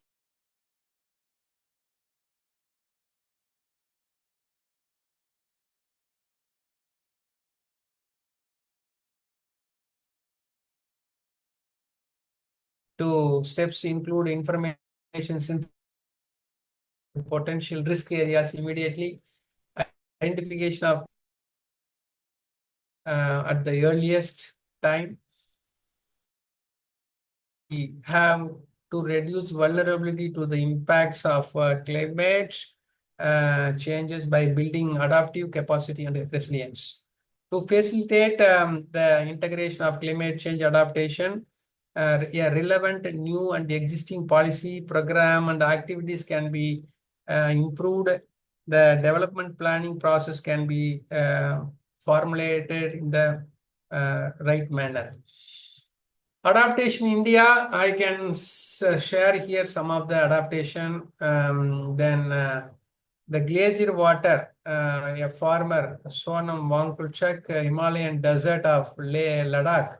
There is a high altitude area. You may aware that Ladakh is water crisis area, even glacier is more. So he conducted research and projected 5 districts of their, Mahanadi Delta, Odisha, 2 districts Indian Bengal Delta and West Bengal, evidence of adaptation, particularly in Delta developers. And these are the kind of adaptation. And then the use of lawns and planting trees around the homes, it's kind of adaptation to reduce the amount of fertilizer. Farmers changing the amount of fertilizer and making change to irrigation practice, it will adaptable, because some of irrigation method applying fertilizer need more water, so they change the fertilizer application such a way and making change the irrigation practice. And the adaptation in India, further, there are, encouragement by the government of India and their related companies, organizations. State Bank of India is started in wind power for captive use in Maharashtra, Tamil Nadu and Gujarat, and wind energy. It's a green banking activities in 2007, putting in the place a comprehensive board approved policies. Through this intervention of 10 windmills were commissioned in the state of Maharashtra, Tamil Nadu and Gujarat with a total of 15 megawatt. So the total investment is 100 crore in March 2010. Total generation this much, 51 million units of power. Estimated payback period 10 years. The investment can be taken back in 10 years time. So another one, adaptation. This is the company KPIT, reduction of freshwater consumption through technological innovation. So through the revamp of sprinkler system, eliminating the use of freshwater for gardening and other purposes. Detailed survey carried out and identified the water leakage in the premises of user, and this can be reduced. Employee engagement and education through posters and other advertisement, saving of water consumption 22%. That means 14,500 cubic meter of water per annum can be saved. And another one, waste to energy. These are the adaptation to reduce the impact of climate change. And Hindustan, Hindustan Unilever Limited, Nasik, Maharashtra, they started a type of intervention, waste to energy from the produced through ETP digestion. And they installed EPT. This facilitates anaerobic digestion. Maybe all are many of them are engineers. You might aware that EPT what it is, and converting part of organic waste into the methane gas. This gas fed into the engine for generating electricity and used power and other use of power, street light and other utility. And biogas plant capacity around 2,500 kg day. Gas produced is approximately 175 cubic meter per day, which is equivalent to 78 kg of LPG, and that under 315 kilowatt per day on electricity. So total investment incurred 56 lakhs only in March 2013, and estimated saving through project lifetime 100 lakhs. So then another one, rooftop solar PV. The government of India is encouraging solar photovoltaic based power generation. This also Chennai, Tamil Nadu. The project is started and PV plant at their site in Mahendra Life Space installed. So this is estimated annual generation of this much kilowatt, and the bill's electricity 80% is saving or reduced the consumption of other fuel based power generation. This is another one, Indra Priyar and Bhavan, where it is in Ministry of Environmental and Forest and Climate Change for construction of new office building at New Delhi. Their net zero energy green building. So it leads a 5-star rating and many energy conservation measures, net zero criteria, and LED fixture innovation, beam system for cooling, pre-cooling fresh air from toilet exhauster. The toilet exhaust filtered and using heat recovery wheel order to reduce load to chiller plant. And further, this is another one, continuation of the first one. These are double skin air handling units with variable frequency drives are installed. Water cooled chillers that exhaust air used to utilized again. And innovative energy saving regenerative lifts are adopted. Water conservation measures also installed low discharge water fixtures, dual flushing system, and drip irrigation, make up water tank for chiller plant and irrigation, rainwater harvesting system in the building. So coming to this one, this is repeating, I think. Okay, I'm stopping here. If you have any queries, please.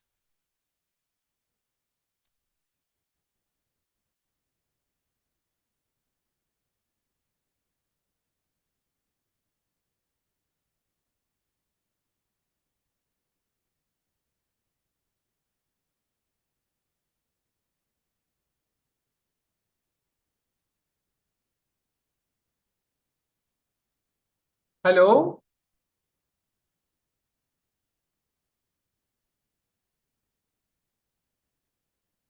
Hello, anyone, please? Can you hear me? Yes, sir. Yes, sir. How to Yes, sir. stop? Are you time to go for dinner? Your dinner, maybe? All are hurry to close the session. How to, madam?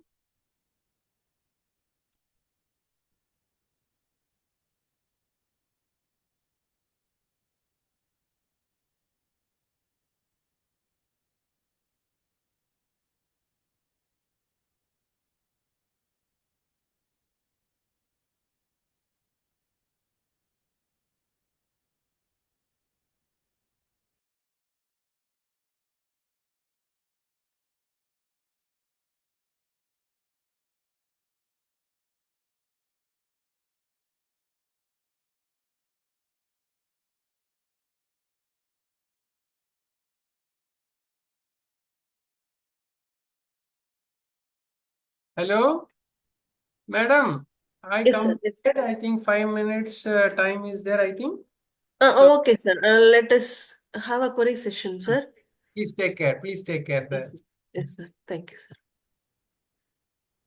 So, participants, if you have any query, please post it in the chat box or else unmute yourself and please speak.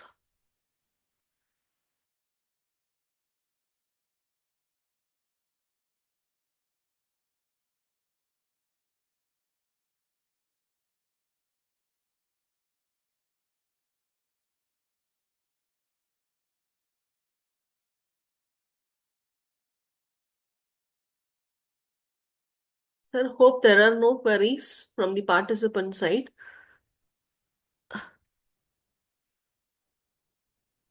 Shall we wind up the session, sir?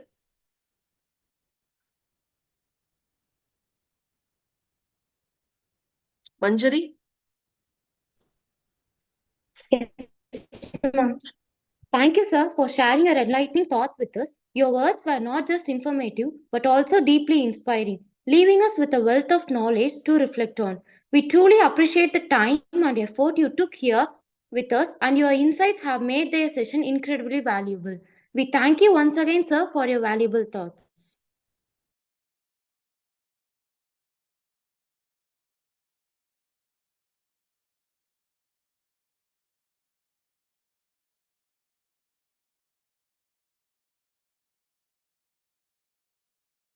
So thank you all the participants to patiently listen my lecture. Thank you, sir. Thank you, sir. Thank you. Thank you, sir. Thank you, sir. Thank you, sir. Dear participants, tomorrow the event will be starting by 6 p.m. Let us post it in the WhatsApp group. Thank you all. Good night.